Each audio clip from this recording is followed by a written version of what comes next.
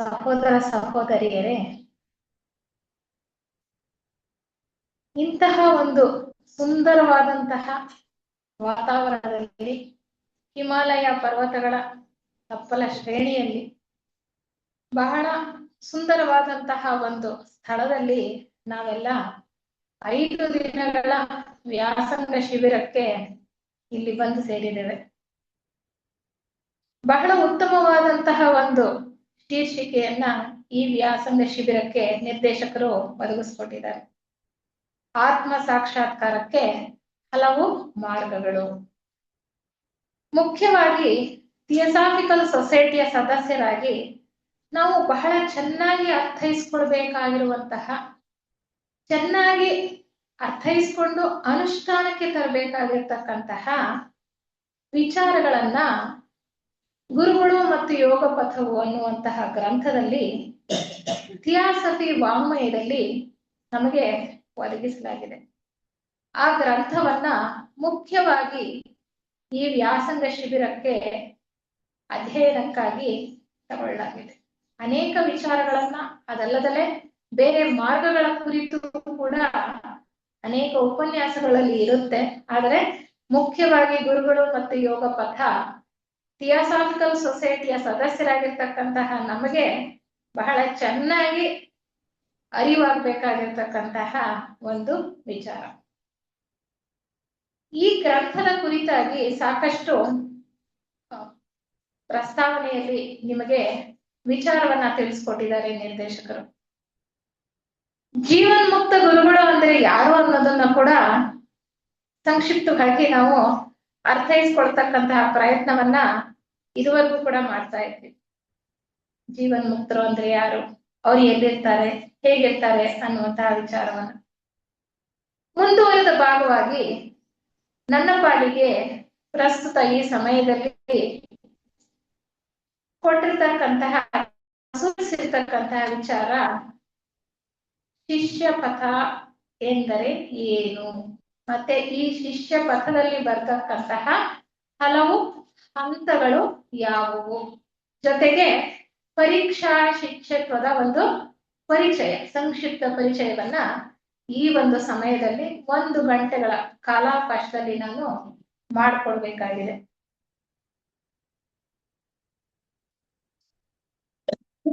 ಮನುಷ್ಯನ ಪರಮ ಉದ್ದೇಶ ನಾವೀಗಾಗ್ಲೇ ಅರ್ಥೈಸ್ಕೊಂಡ ಹಾಗೆ ಆತ್ಮ ಸಾಕ್ಷಾತ್ಕಾರ ಅಂದ್ರೆ ಸ್ವಸ್ವರೂಪ ದರ್ಶನ. ನಾವ್ ಅನ್ಕೊಳ್ತಾ ಬಂದ್ವಿ, ನಾನು ಈ ದೇಹಗಳಲ್ಲ, ಸ್ಥೂಲ ದೇಹವೂ ಅಲ್ಲ, ಸೂಕ್ಷ್ಮ ದೇಹಗಳು ಅಲ್ಲ, ನಾನು ನಿಜವಾಗ್ಲೂ ಆತ್ಮ ಸ್ವರೂಪಿ. ನಾವಿದನ್ನೆಲ್ಲ ಬರೀ ತಿಳ್ಕೊಳ್ತಾ ಇದೀವಿ ಅಷ್ಟೇ. ಅಂದ್ರೆ ಇನ್ಫಾರ್ಮೇಶನ್ ಪುಸ್ತಕದಲ್ಲಿ ಓದಿ ತಿಳ್ಕೊಳ್ತಾ ಇದ್ದೀವಿ ಅಥವಾ ಉಪನ್ಯಾಸಗಳಲ್ಲಿ ಕೇಳಿ ತಿಳ್ಕೊಳ್ತಾ ಇದ್ದೇವೆ.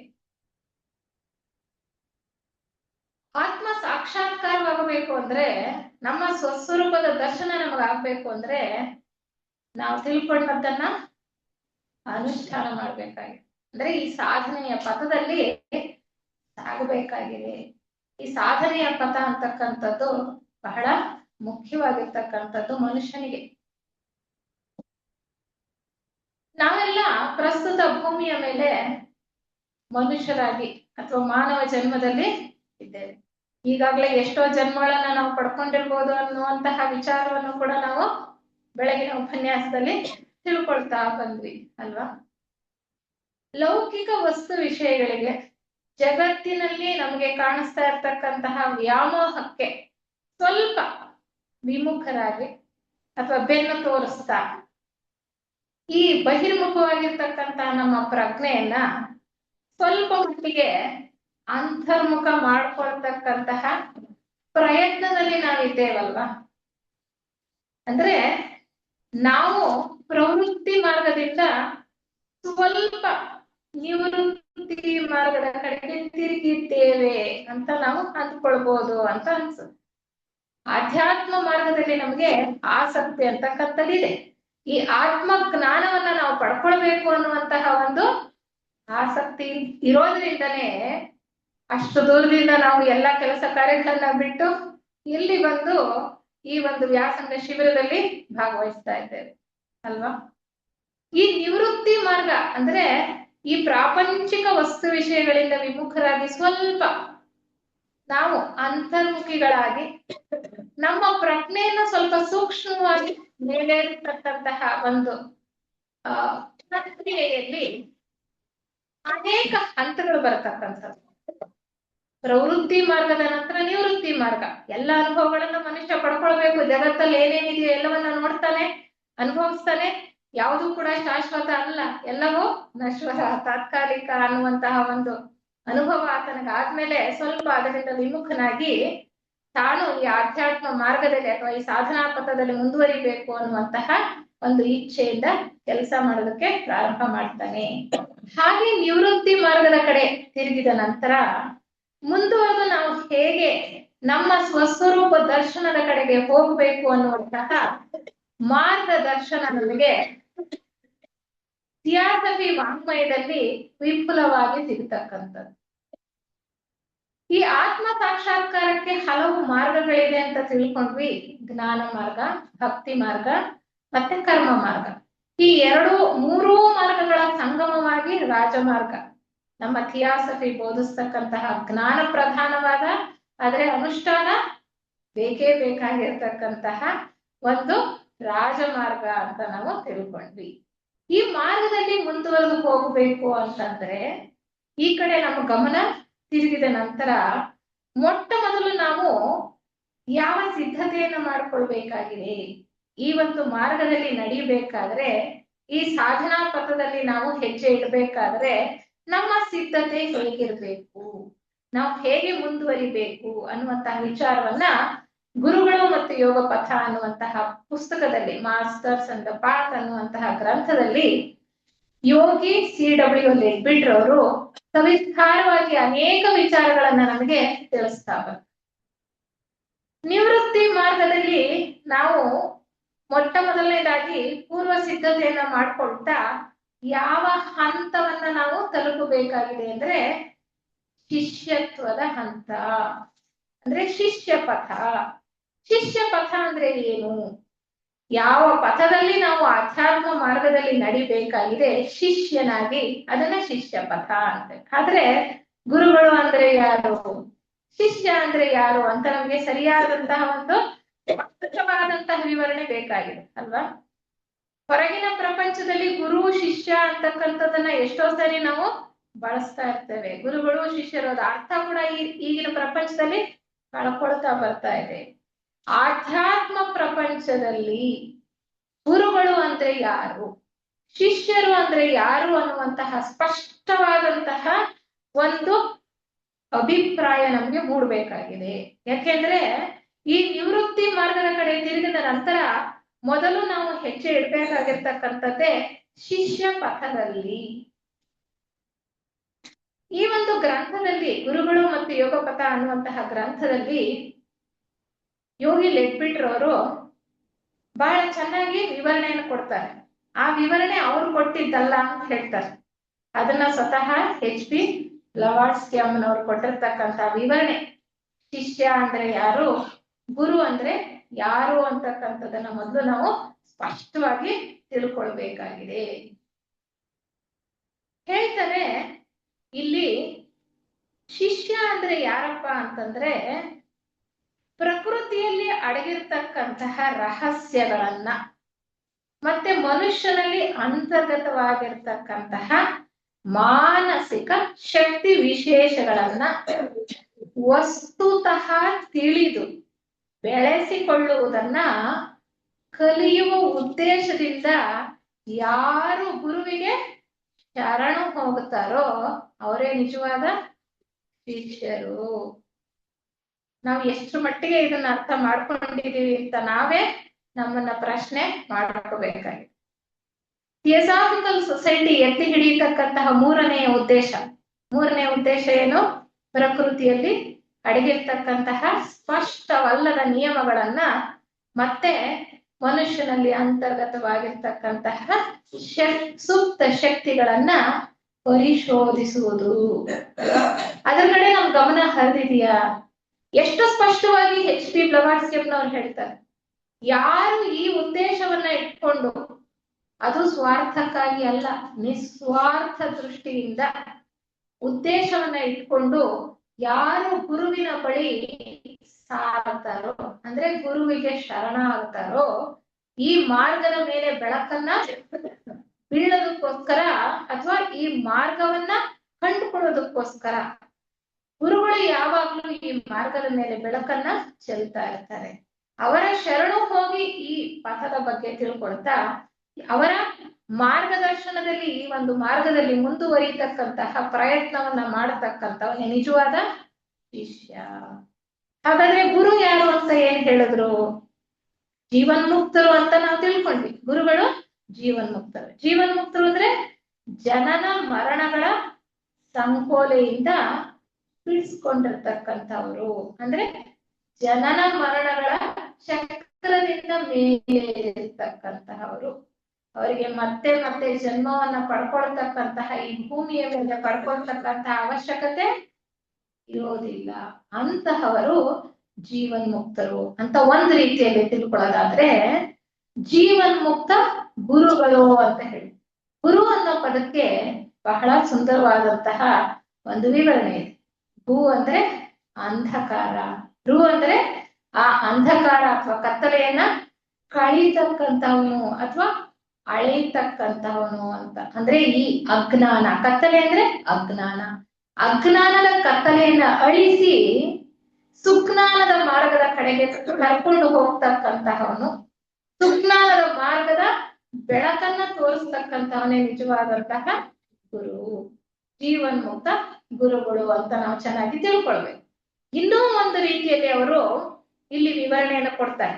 ಏನ್ ಹೇಳ್ತಾರೆ ಅಂದ್ರೆ, ಗುಪ್ತ ವಿದ್ಯೆಯಲ್ಲಿ ಪ್ರಾವೀಣ್ಯತೆಯನ್ನ ಹೊಂದಿರ್ತಕ್ಕಂಥವರು ಅಂತ. ಗುಪ್ತ ವಿದ್ಯೆ ಅಂದ್ರೆ ಯಾವ್ದೋ ರಹಸ್ಯ ವಿದ್ಯೆ ಅಂತ ಅಲ್ಲ, ನಮ್ಮ ಮಟ್ಟಕ್ಕೆ ಈಗ ಎಟಕದೇ ಇರ್ತಕ್ಕಂತಹ, ಪೂರ್ಣವಾಗಿ ಅರ್ಥ ಆಗದಲೇ ಇರ್ತಕ್ಕಂತಹ ವಿದ್ಯೆ. ಅದು ಮತ್ತೇನು ಅಲ್ಲ, ಆತ್ಮವಿದ್ಯೆ ಅಥವಾ ಆತ್ಮ ಜ್ಞಾನ ಅಂತ ನಾವು ತಿಳ್ಕೊಳ್ಬೇಕು ಅಲ್ವಾ.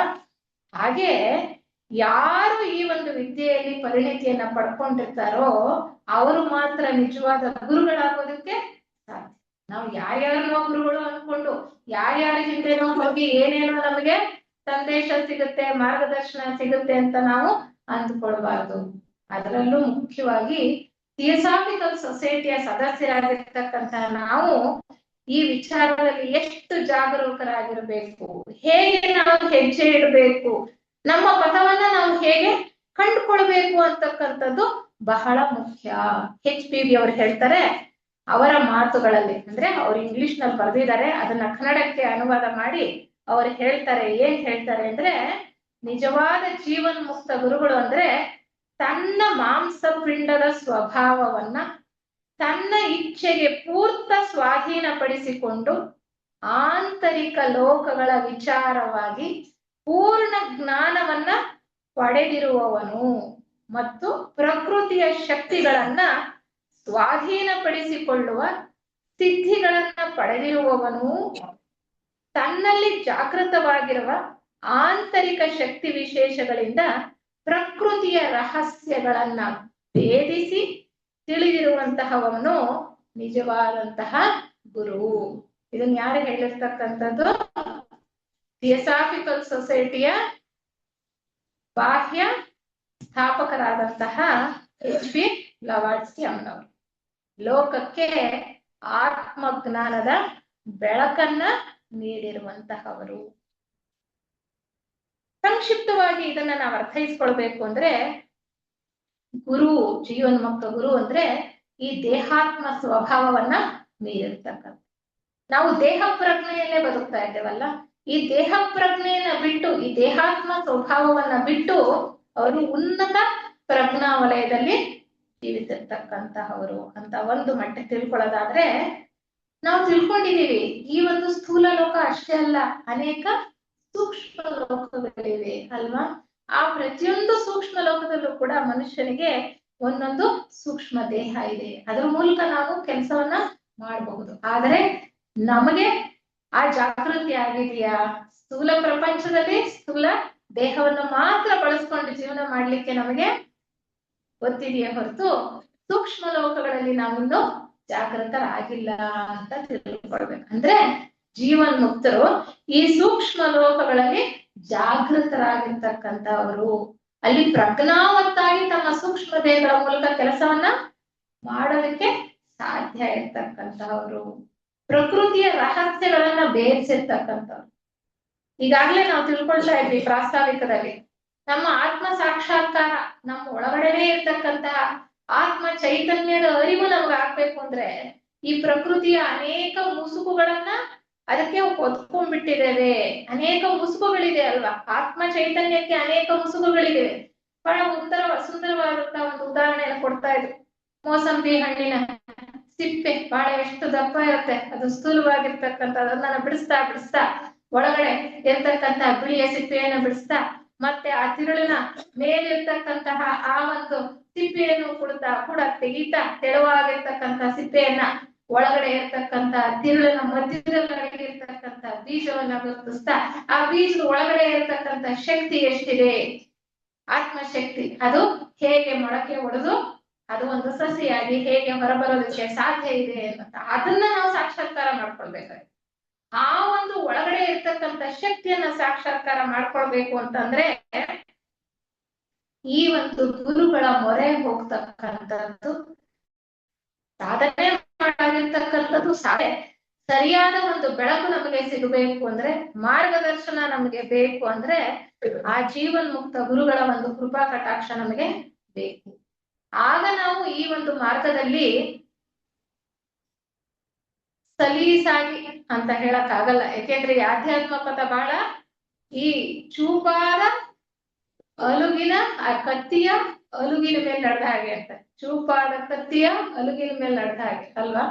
ಆ ಒಂದು ಗುರುಗಳ ಒಂದು ಸಾಮೀಪ್ಯವನ್ನ ಪಡ್ಕೊಳ್ತಕ್ಕಂಥದ್ದು ಮೊಟ್ಟ ಮೊದಲನೇ ಹಂತ. ಅಂತಹ ಜೀವನ್ಮುಕ್ತ ಗುರುಗಳ ಸಾಮೀಪ್ಯವನ್ನ ಪಡ್ಕೊಳ್ತಾ ಅವರ ಕೃಪಾ ಕಟಾಕ್ಷವನ್ನ ಪಡ್ಕೊಳ್ತಾ ಈ ಒಂದು ದಾರಿಯಲ್ಲಿ ನಡೀತಕ್ಕಂಥದ್ದೇ ಶಿಷ್ಯಪಥ, ಮತ್ತಿನ್ನೇನು ಅಲ್ಲ. ಶಿಷ್ಯಪಥ ಅಂದ್ರೆ ಆ ಗುರುಗಳ ಸಾಮೀಪ್ಯವನ್ನ ಪಡ್ಕೊಳ್ತಾ ಹಂತ ಹಂತವಾಗಿ ಅವರ ಹತ್ತಿರಕ್ಕೆ ಹೋಗ್ತಾ ಅವರ ಪುತ್ರನಂತೆ, ಗುರುಪುತ್ರ ಅಂತ ಹೇಳ್ತಾರೆ, ಅವರ ಪುತ್ರನಂತೆ ನಾವು ಕೂಡ ಬೆಳೀತಾ ಈ ಮಾರ್ಗದಲ್ಲಿ ಅವರಲ್ಲಿ ಒಂದಾಗಿ ಕೆಲಸ ಮಾಡ್ತಾರೆ. ಅದು ಬಹಳ ಮುಖ್ಯ. ಅದಕ್ಕೆ ಹೇಳ್ತಾರೆ ಶಿಷ್ಯ ಪಥದಲ್ಲಿ 3 ಹಂತಗಳಿವೆ. ಮೊದಲನೇ ಹಂತ ಪರೀಕ್ಷಾ ಶಿಷ್ಯತ್ವ, ಎರಡನೇ ಹಂತ ಸ್ವೀಕೃತ ಶಿಷ್ಯತ್ವ ಅಂದ್ರೆ ಅಂಗೀಕೃತ ಶಿಷ್ಯ, ಮೂರನೇ ಹಂತ ಗುರುಪುತ್ರ. ಪರೀಕ್ಷಾ ಶಿಷ್ಯ ಅಂತಂದ್ರೆ ಅಲ್ಲಿ ಉಮೇದುವಾರಿ ಶಿಷ್ಯ ಅಂತ ಕೂಡ ಹೇಳ್ತಕ್ಕಂಥದ್ದು, ಪ್ರೊಬೇಷನರಿ ಪೀರಿಯಡ್ ಅಂತ ಹೇಳ್ತಾರೆ. ಎರಡನೇದು ಸ್ವೀಕೃತ ಶಿಷ್ಯ ಅಥವಾ ಅಂಗೀಕೃತ ಶಿಷ್ಯ, ಅವರನ್ನ ಗುರುಗಳು ತಾವು ಸ್ವೀಕಾರ ಮಾಡ್ಕೊಂಡಿರ್ತಾರೆ ಶಿಷ್ಯರನ್ನಾಗಿ, ಅದಕ್ಕೋಸ್ಕರ ಅವರನ್ನ ಸ್ವೀಕೃತ ಶಿಷ್ಯರು ಅಂತ ಹೇಳ್ತಾರೆ. ಇನ್ನ ಮುಂದುವರಿತಾ ಆ ಗುರುಗಳ ಜೊತೆಯಲ್ಲಿ ಬಹಳ ಅನ್ಯೋನ್ಯವಾದಂತಹ ಒಂದು ಸಂಬಂಧವನ್ನ ಗಳಿಸ್ಕೊಳ್ತಾ ಅವರ ಲೋಕ ಕಲ್ಯಾಣ ಕಾರ್ಯದಲ್ಲಿ ತಮ್ಮನ್ನ ಪೂರ್ಣವಾಗಿ ತೊಡಗಿಸ್ಕೊಳ್ತಾ ಅವರ ಒಂದು ಭಾಗದ ಹಾಗೆ, ಯಾರ ಭಾಗದ ಹಾಗೆ, ಆ ಜೀವನ್ಮುಕ್ತ ಗುರುಗಳ ಒಂದು ಭಾಗದ ಹಾಗೆ ನಾವು ಕೆಲಸ ಮಾಡ್ತಕ್ಕಂಥದ್ದು ಇದೆಯಲ್ಲ, ಅದು ಗುರುಪುತ್ರನ ಹಂತ ಅಂತ ಹೇಳುವಂಥದ್ದು. ಹೀಗೆ ಹಂತ ಹಂತವಾಗಿ ನಾವು ಈ ಮಾರ್ಗದಲ್ಲಿ ನಡೆದು ಹೋಗ್ಬೇಕಾಗಿದೆ. ಇದು ಮೊದಲನೇ ಹಂತ, ಶಿಷ್ಯತ್ವದ ಹಂತ. ಈ ಹಂತವನ್ನ ತಿಳ್ಕೊಂಡೆ ನಾವು ನಿಜವಾದ ಯೋಗ ಮಾರ್ಗವನ್ನ ಪ್ರವೇಶ ಮಾಡ್ಬೇಕು. ನಿಜವಾದ ಯೋಗ ಮಾರ್ಗ ಪ್ರವೇಶ ಆಗ್ತಕ್ಕಂಥದ್ದು ದೀಕ್ಷಾ ಪಥದಲ್ಲಿ, ಅದಿನ್ನು ಮುಂದೆ ಇರ್ತಕ್ಕಂಥದ್ದು. ಅದಕ್ ಮುಂಚೆ ಬರ್ತಕ್ಕಂಥದ್ದು ಶಿಷ್ಯ ಪಥ. ಈ ಶಿಷ್ಯ ಪಥಕ್ಕೆ ಏನೋ ನಾವು ಪೂರ್ವ ಸಿದ್ಧತೆಯನ್ನು ಮಾಡ್ಕೊಳ್ಬೇಕು ಅಂತ ಹೇಳಿ, ಶಿಷ್ಯತ್ವವನ್ನ ಬಳಸ್ಕೊಳ್ಳೋಕ್ಕೂ ಕೂಡ ನಾವು ಪೂರ್ವ ಸಿದ್ಧತೆಯನ್ನ ಮಾಡ್ಕೊಳ್ಬೇಕಾಗಿದೆ. ಆ ಪೂರ್ವ ಸಿದ್ಧತೆಯನ್ನ ಹೇಗ್ ಮಾಡ್ಕೊಳ್ಬೇಕು, ಅಲ್ಲಿ ನಾವು ಪಡ್ಕೊಳ್ಬೇಕಾದಂತಹ ಯಾವ್ಯಾವ ಸಾಮರ್ಥ್ಯಗಳು ಅಥವಾ ಯೋಗ್ಯತೆಗಳೇನು ಅನ್ನುವಂಥದ್ದನ್ನ ಬಹಳ ಚೆನ್ನಾಗಿ ನಮ್ಗೆ ಈ ಗ್ರಂಥದಲ್ಲಿ ತಿಳಿಸ್ತಾ ಬರ್ತಾರೆ. ಬಹಳ ಚೆನ್ನಾಗಿ ಹೇಳ್ತಾರೆ, ಗುರುಗಳನ್ನ ಸಮೀಪಿಸ್ಬೇಕು ಅಂತ ಯಾರಿಗೆ ಆಸೆ ಇರುತ್ತೋ ಅವ್ರಿಗೆ ಹೇಳ್ತಾರೆ, ಆ ಗುರುಗಳ ಹಾಗೆ ಸ್ವಾರ್ಥವನ್ನ ಪೂರ್ತಿಯಾಗಿ ಬಿಟ್ಟು ಪರಹಿತ ಕೆಲಸಗಳಲ್ಲಿ ನಾವು ತೊಡಗಿಸ್ಕೊಳ್ಬೇಕು. ಅವ್ರಿಗೆ ಹೇಳ್ತಾರೆ, ನಿಮ್ಮ ಪ್ರಪಂಚವನ್ನ ಬಿಟ್ಟು ನಮ್ಮ ಪ್ರಪಂಚಕ್ಕೆ ಬನ್ನಿ ಅಂತ. ನಾವಿರೋ ಪ್ರಪಂಚ ಹೇಗಿದೆ?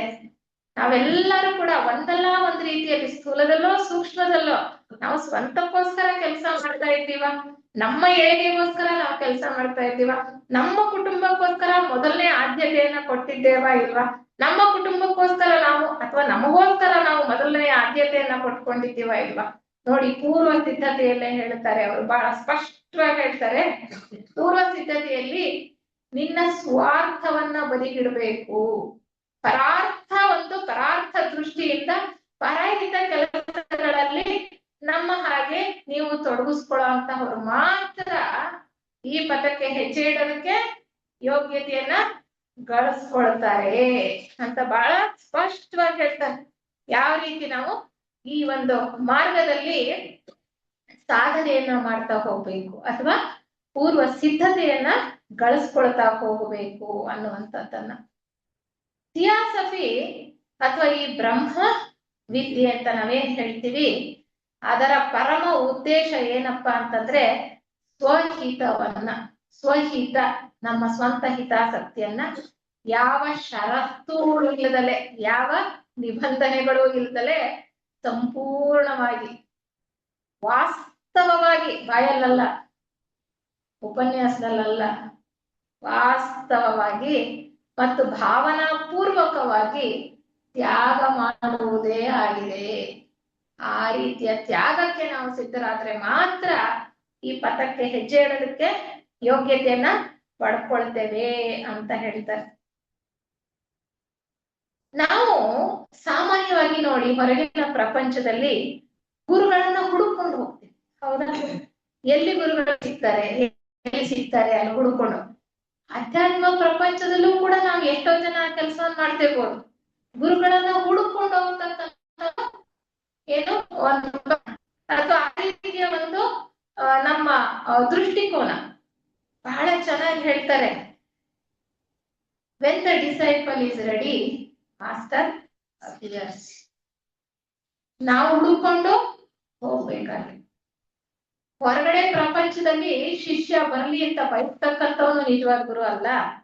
ನನಗೆ ಯಾರೋ ಗುರು ಬೇಕು, ಅವನಿಂದ ಏನೋ ನನಗೆ ಸಿಗುತ್ತೆ ಅಂತ ಹೋಗ್ತಕ್ಕಂಥವನು ಶಿಷ್ಯ ಅಲ್ಲ. ಸ್ವಹಿತಾಸಕ್ತಿಯನ್ನ ಪೂರ್ತಿಯಾಗಿ ಬದುಕಿಟ್ಟಿರ್ತಕ್ಕಂಥವ್ನು ಮಾತ್ರನೇ ನಿಜವಾದ ಶಿಷ್ಯ.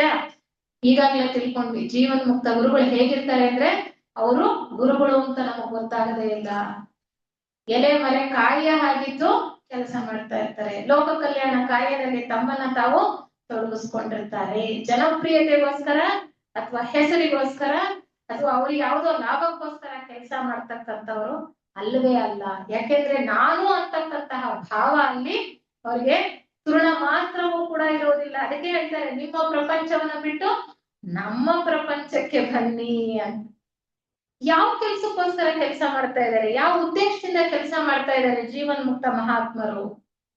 ಬಹಳ ಸ್ಪಷ್ಟವಾಗಿ ಹೇಳ್ತಾರೆ, ಈಶ್ವರನ ಸಂಕಲ್ಪವನ್ನ ನೆರವೇರಿಸ್ತಕ್ಕಂಥದ್ದೇ ಜೀವನ್ ಮುಕ್ತ ಗುರುಗಳ ಏಕೈಕ ಗುರಿ.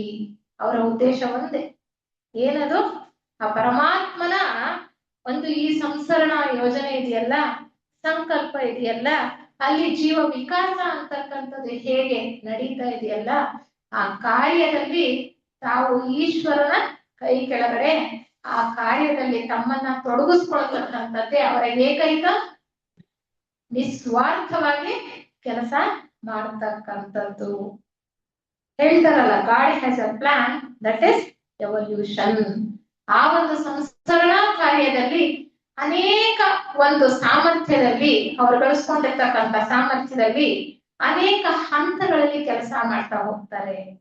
ನಾವೀಗಾಗಲೇ ತಿಳ್ಕೊಂಡ್ವಿ, ಈ ಪಥದಲ್ಲಿ 5 ದೀಕ್ಷೆಗಳನ್ನ ಪಡ್ಕೊಂಡ್ರೆ ಒಬ್ಬ ವ್ಯಕ್ತಿ ಜೀವನ್ ಮುಕ್ತನಾಗ್ತಾನೆ ಅಂತ ಅಲ್ವಾ? ಜೀವನ್ ಮುಕ್ತ ಆದ ನಂತರ ಆತ ಇನ್ನೂ ಹೆಚ್ಚಿನ ಯೋಗ್ಯತೆಯನ್ನ ಬೆಳೆಸ್ಕೊಳ್ಬೇಕು. ಸಾಮಾನ್ಯವಾಗಿ ಹೇಳ್ತಾರೆ, ಥಿಯಾಸಫಿ ವಾಂಗ್ಮಯದಲ್ಲಿ 6ನೆಯ ದೀಕ್ಷೆಗೆ ಏರಿದ ನಂತರ ಮಾತ್ರ ಅವರು ಶಿಷ್ಯರನ್ನ ಸ್ವೀಕಾರ ಮಾಡ್ಕೊಳ್ಬಹುದಾಗಿದೆ ಅಂತ.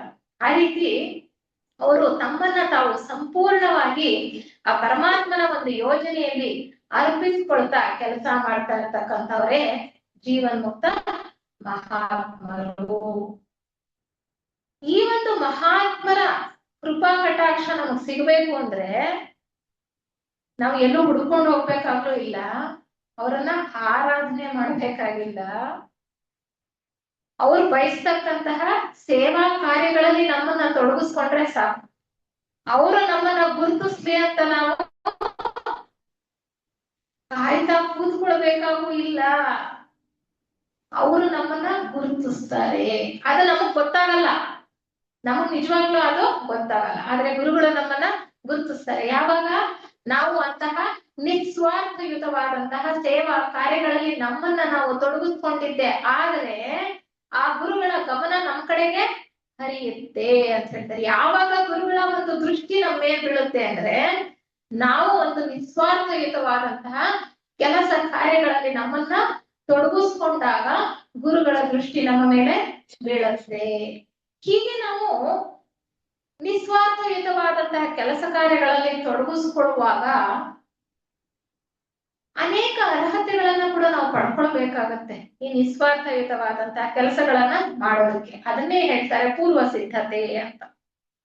HP ಬ್ಲವಾಟ್ಸ್ಕಿ ಅವರು ಬಹಳ ಚೆನ್ನಾಗಿ ಹೇಳ್ತಾರೆ, ಇದೇ ಒಂದು ಗ್ರಂಥದಲ್ಲಿ ಮಾಸ್ಟರ್ಸ್ ಅಂಡ್ ದ ಪಾತ್ ಅನ್ನುವಂತಹ ಗ್ರಂಥದಲ್ಲಿ, QUT ಅಂತಕ್ಕಂಥ ಒಂದು ಗ್ರಂಥದಲ್ಲಿ 4ನೇ ಭಾಗದ ಉಪಾಸನೆಯ ನಿಯಮಗಳು ಅನ್ನುವಂತಹ ಅಧ್ಯಾಯದಲ್ಲಿ ಶಿಷ್ಯರು ಹೊಂದಬೇಕಾಗಿರ್ತಕ್ಕಂತಹ ಯೋಗ್ಯತೆಗಳ ವಿಚಾರವಾಗಿ, ಯಾವುದೇ ಒಂದು ಪದವಿಯನ್ನ ಅಥವಾ ಒಂದು ಹಂತವನ್ನ ನಾವು ತಲುಪಬೇಕು ಅಂದ್ರೆ ಅದಕ್ಕೆ ಬೇಕಾದಂತಹ ಯೋಗ್ಯತೆಯನ್ನ ಸಂಪಾದಿಸಲೇಬೇಕು ಅಲ್ವಾ. ಲೌಕಿಕ ಜೀವನದಲ್ಲೂ ನಾವು ನೋಡ್ತೀವಿ, ಅಂಥದ್ರಲ್ಲಿ ಆಧ್ಯಾತ್ಮ ಪಥದಲ್ಲಿ ನಾವು ಮುಂದುವರಿಬೇಕು, ಆ ಒಂದು ಶಿಷ್ಯ ತ್ವವನ್ನ ನಾವು ಪಡ್ಕೊಳ್ಬೇಕು ಅಂದ್ರೆ ನಮಗೆ ಸಾಕಷ್ಟು ಪೂರ್ವ ಸಿದ್ಧತೆಯ ಅವಶ್ಯಕತೆ ಇದೆ. ಅದಕ್ಕೆ ಹೇಳ್ತಾರೆ ಈ QUT ಗ್ರಂಥದ 4ನೇ ಭಾಗದ ಉಪಾಸನೆಯ ನಿಯಮಗಳು ಅಂತಕ್ಕಂಥ ಅಧ್ಯಾಯದಲ್ಲಿ ಶಿಷ್ಯರು ಹೊಂದಬೇಕಾಗಿರ್ತಕ್ಕಂತಹ ಯೋಗ್ಯತೆಗಳ ವಿಚಾರವಾಗಿ ಕೆಲವು ನಿಯಮಗಳನ್ನ ನಾವು ಗ್ರಹಿಸಬೇಕಾಗಿದೆ ಅಂತ ಹೇಳ್ತಾರೆ. ನಾವೆಲ್ಲ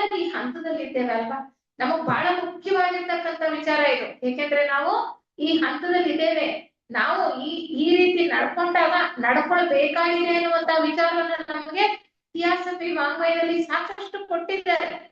ನಾವು ಬರೀ ವ್ಯಾಸಂಗ ಗೋಷ್ಠಿಗಳಲ್ಲಿ ಭಾಗವಹಿಸಿ ಪದೇ ಪದೇ ತಿಳ್ಕೊಳ್ತಾ ಇದೀವಿ, ಬೇಕು ಅದು. ಯಾಕೆಂದ್ರೆ ಪದೇ ಪದೇ ಕಿವಿ ಮೇಲೆ ಬಿದ್ರೇನೆ ನಾವು ಸ್ವಲ್ಪ ಆ ಕಡೆಗೆ ಹೋಗ್ಬಿಟ್ಟು ನಮ್ಮ ಅನುಷ್ಠಾನದಲ್ಲಿ ತರೋದಕ್ಕೆ ಪ್ರಯತ್ನ ಮಾಡ್ತಕ್ಕಂಥದ್ದು. ಯಾವ ನಿಯಮಗಳನ್ನ ಕೊಟ್ಟಿದ್ದಾರೆ ಅಂತ ನಾವು ಸಂಕ್ಷಿಪ್ತವಾಗಿ ನೋಡೋದಾದ್ರೆ ಮುಖ್ಯವಾಗಿರ್ತಕ್ಕಂಥ ಕೆಲವು ನಿಯಮಗಳನ್ನ ನೋಡೋಣ. ಪೂರ್ಣವಾದಂತಹ ಸ್ಥೂಲ ದೇಹದ ಆರೋಗ್ಯ. ನಮ್ಮ ಸ್ಥೂಲ ದೇಹ ಆರೋಗ್ಯವಾಗಿದ್ರೆ ಅಲ್ವಾ ನಾವೇನಾದ್ರೂ ಕೆಲಸ ಮಾಡಕ್ ಸಾಧ್ಯ. ನಮ್ಮ ದೇಹದ ಆರೋಗ್ಯ ಚೆನ್ನಾಗಿಲ್ಲ ಅಂದ್ರೆ ನಾವು ಬೇರೆಯವ್ರಿಗೆ ಏನ್ ಸಹಾಯ ಮಾಡೋದಕ್ಕಾಗತ್ತೆ. ಅದಕ್ಕೆ ಅವ್ರು ಮೊಟ್ಟ ಮೊದಲನೇದಾಗಿ ಹೇಳ್ತಾರೆ ಸ್ಥೂಲ ದೇಹದ ಆರೋಗ್ಯ. ನಾವು ಪ್ರಸ್ತುತ ಕೆಲಸ ಮಾಡ್ತಾ ಇರೋದು ಸ್ಥೂಲ ದೇಹದ ಮೂಲಕನೇ ಹೆಚ್ಚಾಗಿ. ನಮ್ಮ ಭಾವನೆಗಳು ಆಲೋಚನೆಗಳಿದೆ ಖಂಡಿತ, ಅದ್ರ ಮೂಲಕನೂ ಕೂಡ ನಾವು ಅನೇಕ ಸೇವಾ ಕಾರ್ಯಗಳನ್ನ ಮಾಡಬಹುದಾಗಿದೆ. ಇತಿಹಾಸಪಿ ವಾಂಗ್ಮಯದಲ್ಲಿ ನಮ್ಗೆ ಇದರ ಪರಿಚಯವನ್ನ ಬಹಳ ವಿವರಣೆಯನ್ನ ಬಹಳ ಚೆನ್ನಾಗಿ ಅನೇಕ ಗ್ರಂಥಗಳಲ್ಲಿ ಕೊಡ್ತಾ ಹೋಗ್ತಾರೆ. ಇಲ್ಲಿ ಪೂರ್ಣವಾದಂತಹ ಸ್ಥೂಲ ದೇಹದ ಆರೋಗ್ಯ ಬಹಳ ಮುಖ್ಯ. ಮುಂದುವರಿತಾ ಹೇಳ್ತಾರೆ ಪೂರ್ಣವಾದ ಮಾನಸಿಕ ಮತ್ತು ಭೌತಿಕವಾದ ಸ್ಥೂಲ ದೇಹದ ಪರಿಶುದ್ಧತೆ. ಬರೀ ಆರೋಗ್ಯ ಅಷ್ಟೇ ಅಲ್ಲ, ಪರಿಶುದ್ಧತೆ ಅಂತ ಹೇಳ್ತಾರೆ. ಆ ಒಂದು ಪಾವಿತ್ರತೆ, ಸ್ವಚ್ಛತೆ ಅದು ಬಹಳ ಮುಖ್ಯವಾಗಿರ್ತಕ್ಕಂಥದ್ದು. ಮನಸ್ಸಿನ ಆಲೋಚನೆಗಳಾಗ್ಲಿ, ನಮ್ಮ ರಾಗಭಾವಗಳಾಗ್ಲಿ, ಅಥವಾ ನಾವು ಸ್ಥೂಲ ದೇಹದಿಂದ ಮಾಡತಕ್ಕಂತ ಕೆಲಸ ಕಾರ್ಯಗಳಾಗ್ಲಿ ಪರಿಶುದ್ಧವಾಗಿರ್ಬೇಕು. ಅಂದ್ರೆ ಅಲ್ಲಿ ಯಾವ ಸ್ವಾರ್ಥದ ಲವಲೇಶವೋ ಕಲ್ಮಶವೂ ಕೂಡ ಇರುವ ಹಾಗಿಲ್ಲ. ಮುಂದುವರಿತಾ ಹೇಳ್ತಾರೆ ನಿಸ್ವಾರ್ಥ ಉದ್ದೇಶ. ಮೊದಲನೇದಾಗಿ ತಿಳ್ಕೊಂಡ್ವಿ ನಾವು, ಸ್ವಾರ್ಥದ ಉದ್ದೇಶ ಇದ್ರೆ ಈ ಪಥಕ್ಕೆ ನಾವು ಹೆಜ್ಜೆ ಇಡೋದಕ್ಕೆ ಸಾಧ್ಯ ಇಲ್ಲ. ನಿಸ್ವಾರ್ಥ ಉದ್ದೇಶ ಇದ್ರೆ ಮಾತ್ರ ನಾವು ಈ ಪಥದಲ್ಲಿ ಹೆಜ್ಜೆ ಇಡೋದಕ್ಕೆ ಸಾಧ್ಯ. ಔದಾರ್ಯ ಮನೋಭಾವ, ಉದಾರತೆ ಇರ್ಬೇಕು ಎಲ್ಲ ಭೂತಗಳಲ್ಲೂ, ಬರೀ ಮನುಷ್ಯರಲ್ಲಷ್ಟೇ ಅಲ್ಲ, ಎಲ್ಲ ಜೀವಿ ಜಂತುಗಳ ಮೇಲೂ ಕೂಡ ಆ ಒಂದು ದಯೆ, ಕರುಣೆ, ಅನುಕಂಪ ಅನ್ನುವಂತಹ ಒಂದು ಭಾವ ನಮ್ಮಲ್ಲಿ ಇದ್ರೆ ಮಾತ್ರ ನಾವು ಸಹಾಯ ಮಾಡೋದಕ್ಕೆ ಮುಂದಾಗುತ್ತೇವೆ, ಇಲ್ಲಾಂದ್ರೆ ನಾವು ಮುಂದಾಗಲ್ಲ. ಅದಕ್ಕೆ ಹೇಳ್ತಾರೆ ಭೂತ ದಯೆ ಅಂತ ಹೇಳ್ತಾರೆ. ಎಲ್ಲಾ ವಿಧವಾದಂತಹ ಪ್ರಾಣಿಗಳಲ್ಲೂ ಕೂಡ ಸಹಜವಾಗಿ ಇರ್ಬೇಕಾದಂತಹ ಒಂದು ಕರುಣೆ ಅಂತ ಹೇಳ್ತಾರೆ. ಮುಂದುವರಿತಾ ಹೇಳ್ತಾರೆ ಈ ಒಂದೊಂದು ಅಂಶವನ್ನು ಕೂಡ ನಾವು ಸವಿಸ್ತಾರವಾಗಿ 1 ಗಂಟೆ ಅರ್ಥ ಮಾಡ್ಕೊಳ್ಬಹುದು. ಆದ್ರೆ ಕೊಟ್ಟಿರ್ತಕ್ಕಂಥ ಸಮಯ ಬರೀ 1 ಗಂಟೆ ಮಾತ್ರ. ಆಗ 1 ಗಂಟೆನಲ್ಲಿ ನಾವು ಎಷ್ಟು ಸರಳವಾಗಿ ಸಂಕ್ಷಿಪ್ತವಾಗಿ ತಿಳ್ಕೊಳ್ಳೋದಕ್ಕೆ ಸಾಧ್ಯನೋ ಅಷ್ಟು ಮುಖ್ಯಾಂಶಗಳನ್ನ ಮಾತ್ರ ನಾವು ತಿಳ್ಕೊಳ್ಳೋ ಪ್ರಯತ್ನವನ್ನ ಮಾಡ್ತಾ ಹೋಗೋಣ. ಮುಂದೆ ಹೇಳ್ತಾರೆ ಸತ್ಯದ ಉಪಾಸನೆ. ಸತ್ಯ ಸಾಧಕನಾಗಿರ್ಬೇಕು, ನೈತಿಕ ಮೌಲ್ಯಗಳನ್ನ ನಾವು ಅಳವಡಿಸ್ಕೊಳ್ಬೇಕು ಜೀವನದಲ್ಲಿ ಅಲ್ವಾ. ನೈತಿಕ ಮೌಲ್ಯಗಳಿಲ್ಲದೆ ಇದ್ರೆ ನಮ್ಮ ಜೀವನ ಧಾರ್ಮಿಕ ಜೀವನ ಆಗೋದಕ್ಕೆ ಸಾಧ್ಯ ಇಲ್ಲ. ಧರ್ಮ ಅಂದ್ರೆ ಯಾವುದೋ ಆ ಮತ ಈ ಮತ ಅಂತ ಅಲ್ಲ, ನೀತಿಯುತವಾದಂತಹ ಜೀವನ, ನೈತಿಕ ಮೌಲ್ಯಗಳ ಆಧಾರದ ಮೇಲೆ ನಿಂತಿರ್ತಕ್ಕಂತಹ ಜೀವನ, ಅದೇ ತಳಹದಿ. ಆಧ್ಯಾತ್ಮ ಮಾರ್ಗಕ್ಕೆ ತಳಹದಿ ಯಾವ್ದಪ್ಪ ಅಂದ್ರೆ ಈ ನೈತಿಕ ಮೌಲ್ಯಗಳ ಮೇಲೆ ನಿಂತಿರ್ತಕ್ಕಂತಹ ಜೀವನ. ಎಲ್ಲ ಗ್ರಂಥಗಳನ್ನು ಹೇಳ್ತಾರೆ ನೋಡಿ. ಎಷ್ಟು ಗ್ರಂಥಗಳನ್ನ ಈ ಒಂದು ವ್ಯಾಸಂಗ ಶಿಬಿರಕ್ಕೆ ಆರಿಸ್ಕೊಳ್ಳಾಗಿದೆ. ಯೋಗ ವಿಜ್ಞಾನ ಅಥವಾ ಪತಂಜಲಿ ಅವರ ಯೋಗ ಸೂತ್ರದಲ್ಲಿ ಹೇಳ್ತಕ್ಕಂಥದ್ದು ಯಮ ನಿಯಮಗಳ ಬಗ್ಗೆ. ಮೊದಲು ಬೇಕಾಗಿರ್ತಕ್ಕಂಥದ್ದೇ ಯಮದಲ್ಲಿ ಬರ್ತಕ್ಕಂಥ 5 ಅಂಶಗಳು. ಅದರಲ್ಲಿ ಸತ್ಯವನ್ನ ಬಹಳ ಸ್ಪಷ್ಟವಾಗಿ ಪ್ರತಿಪಾದನೆ ಮಾಡ್ತಕ್ಕಂಥದ್ದು. ಎಲ್ಲ ಗ್ರಂಥಗಳಲ್ಲೂ ಎಲ್ಲ ಮತಗಳಲ್ಲೂ ಹೇಳ್ತಕ್ಕಂಥದ್ದು ನೀತಿಯುತ ಅಂಶಗಳು ಒಂದೇ, ಅಲ್ಲಿ ಬೇರೆ ಇರ್ತಕ್ಕಂಥದ್ದು ಸಾಧ್ಯ ಇಲ್ಲ. ಅಂತಹ ಸತ್ಯಸಂಧನಾಗಿರ್ಬೇಕು. ಸತ್ಯದ ಉಪಾಸನೆ ಅದು ಕೆಳ ಹಂತದಲ್ಲಾದ್ರೆ ಸತ್ಯದ ಔಪಾಸನೆ ಅಂತಾರೆ. ಸತ್ಯ ಅಂದ್ರೆ ನಿಜವಾಗ್ಲೂ ಎಲ್ಲಿದೆ? ನಾವು ನಿಜವನ್ನೇ ಹೇಳ್ತಕ್ಕಂಥದ್ದು ಅಷ್ಟೇ ಸತ್ಯ ಅಲ್ಲ, ಯಾವುದು ಶಾಶ್ವತವೋ ಅದು ಸತ್ಯ ಅಲ್ವಾ, ಯಾವುದು ನಶ್ವರವೋ ಅದು ಸತ್ಯ. ಆ ಸತ್ಯದ ಒಂದು ಅಂಶ ಎಲ್ಲಿದೆ? ನಮ್ಮ ಒಳಗಡೆನೆ ಇದೆ ಅಲ್ವಾ. ಪರಮಾತ್ಮನ ಒಂದು ಅಂಶ, ಆ ಚೈತನ್ಯದ ಅಂಶ ನಮ್ಮಲ್ಲೇ ಇದೆ. ಆ ಸತ್ಯದ ಉಪಾಸಕನಾಗ್ಬೇಕು ನಾನು.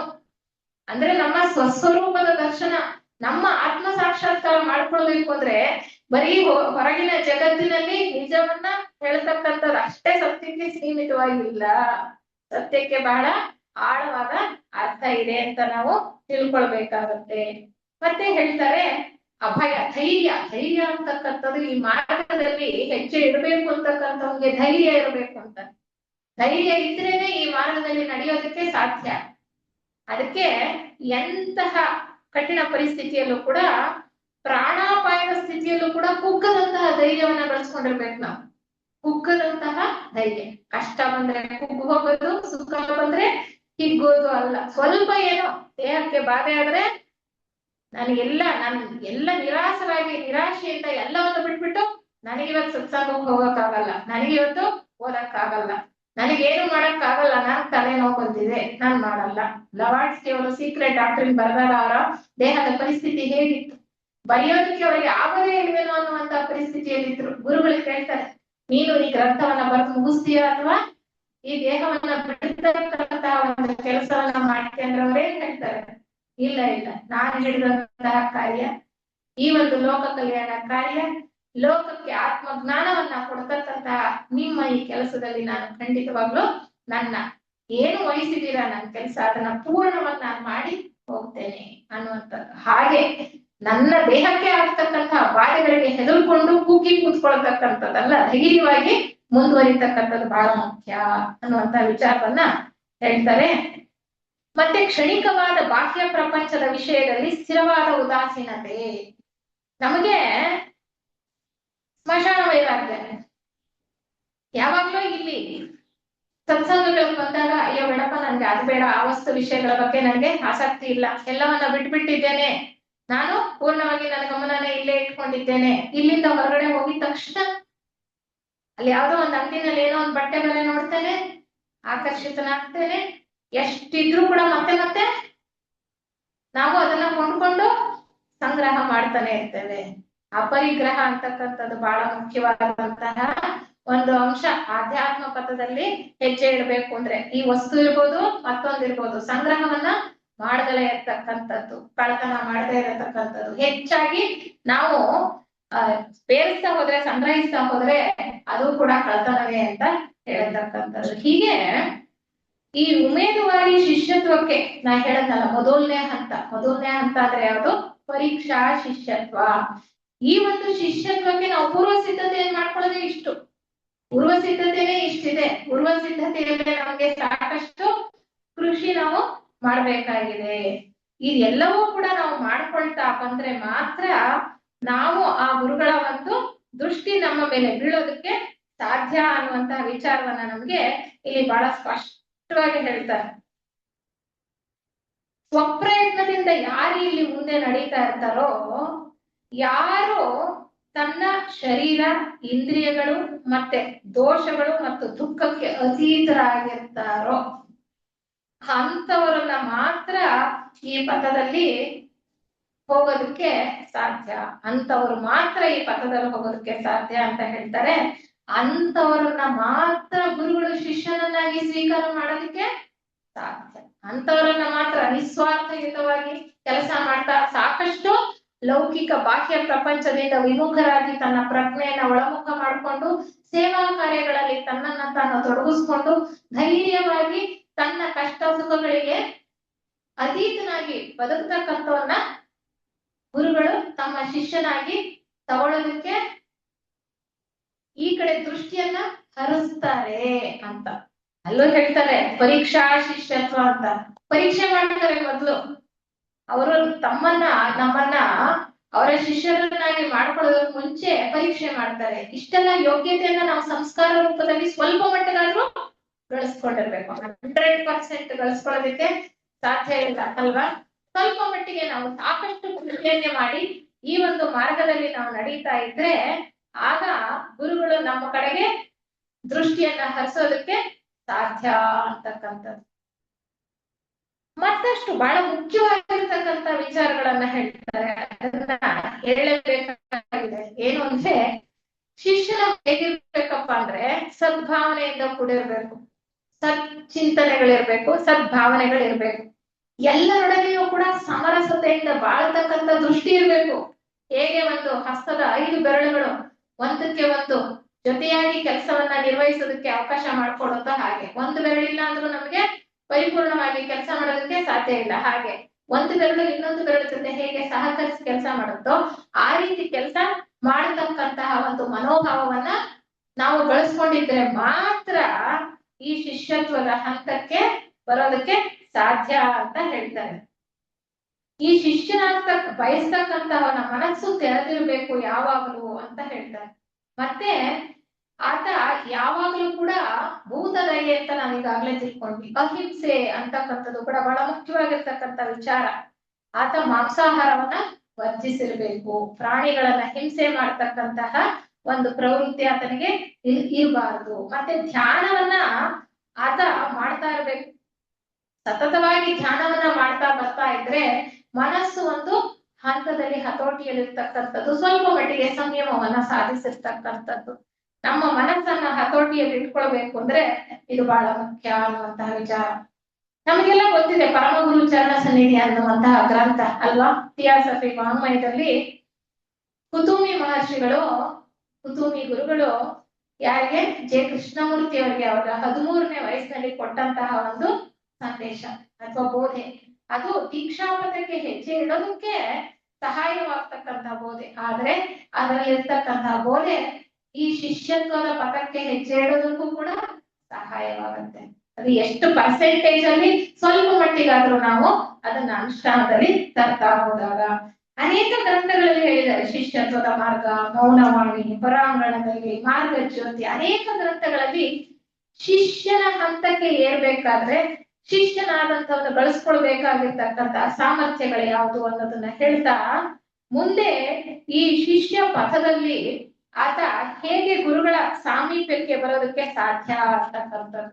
ಸಾಮಾನ್ಯವಾಗಿ ಹೇಳ್ತಾರೆ, ಗುರುಗಳು ಈ ಕಡೆ ತಿರುಗಿ ನೋಡಿದ್ಮೇಲೆ ಒಬ್ಬ ವ್ಯಕ್ತಿ ನಿಸ್ವಾರ್ಥ ದೃಷ್ಟಿಯಿಂದ ಸೇವಾ ಕಾರ್ಯಗಳಲ್ಲಿ ತೊಡಗಿಸ್ಕೊಂಡಿದ್ದಾನೆ ಅನ್ನೋದನ್ನ ಅವರಿಗೆ ಮನವರಿಕೆ ಆದ್ಮೇಲೆ ಅವ್ರ ಕಡೆ ದೃಷ್ಟಿಯನ್ನ ಒಂದ್ಸರಿ ನೋಡಿದ್ರು ಸಾಕಂತೆ ಅವರ ಕೆಲಸ ಕಾರ್ಯಗಳ ಬಗ್ಗೆ, ಅವರ ಒಂದು ಪ್ರತಿಯೊಂದು ಹಾವ ಭಾವ ಮನಸ್ಥಿತಿಯ ಬಗ್ಗೆ ಅವರಿಗೆ ಪರಿಚಯ ಇರುತ್ತೆ ಅಂತ.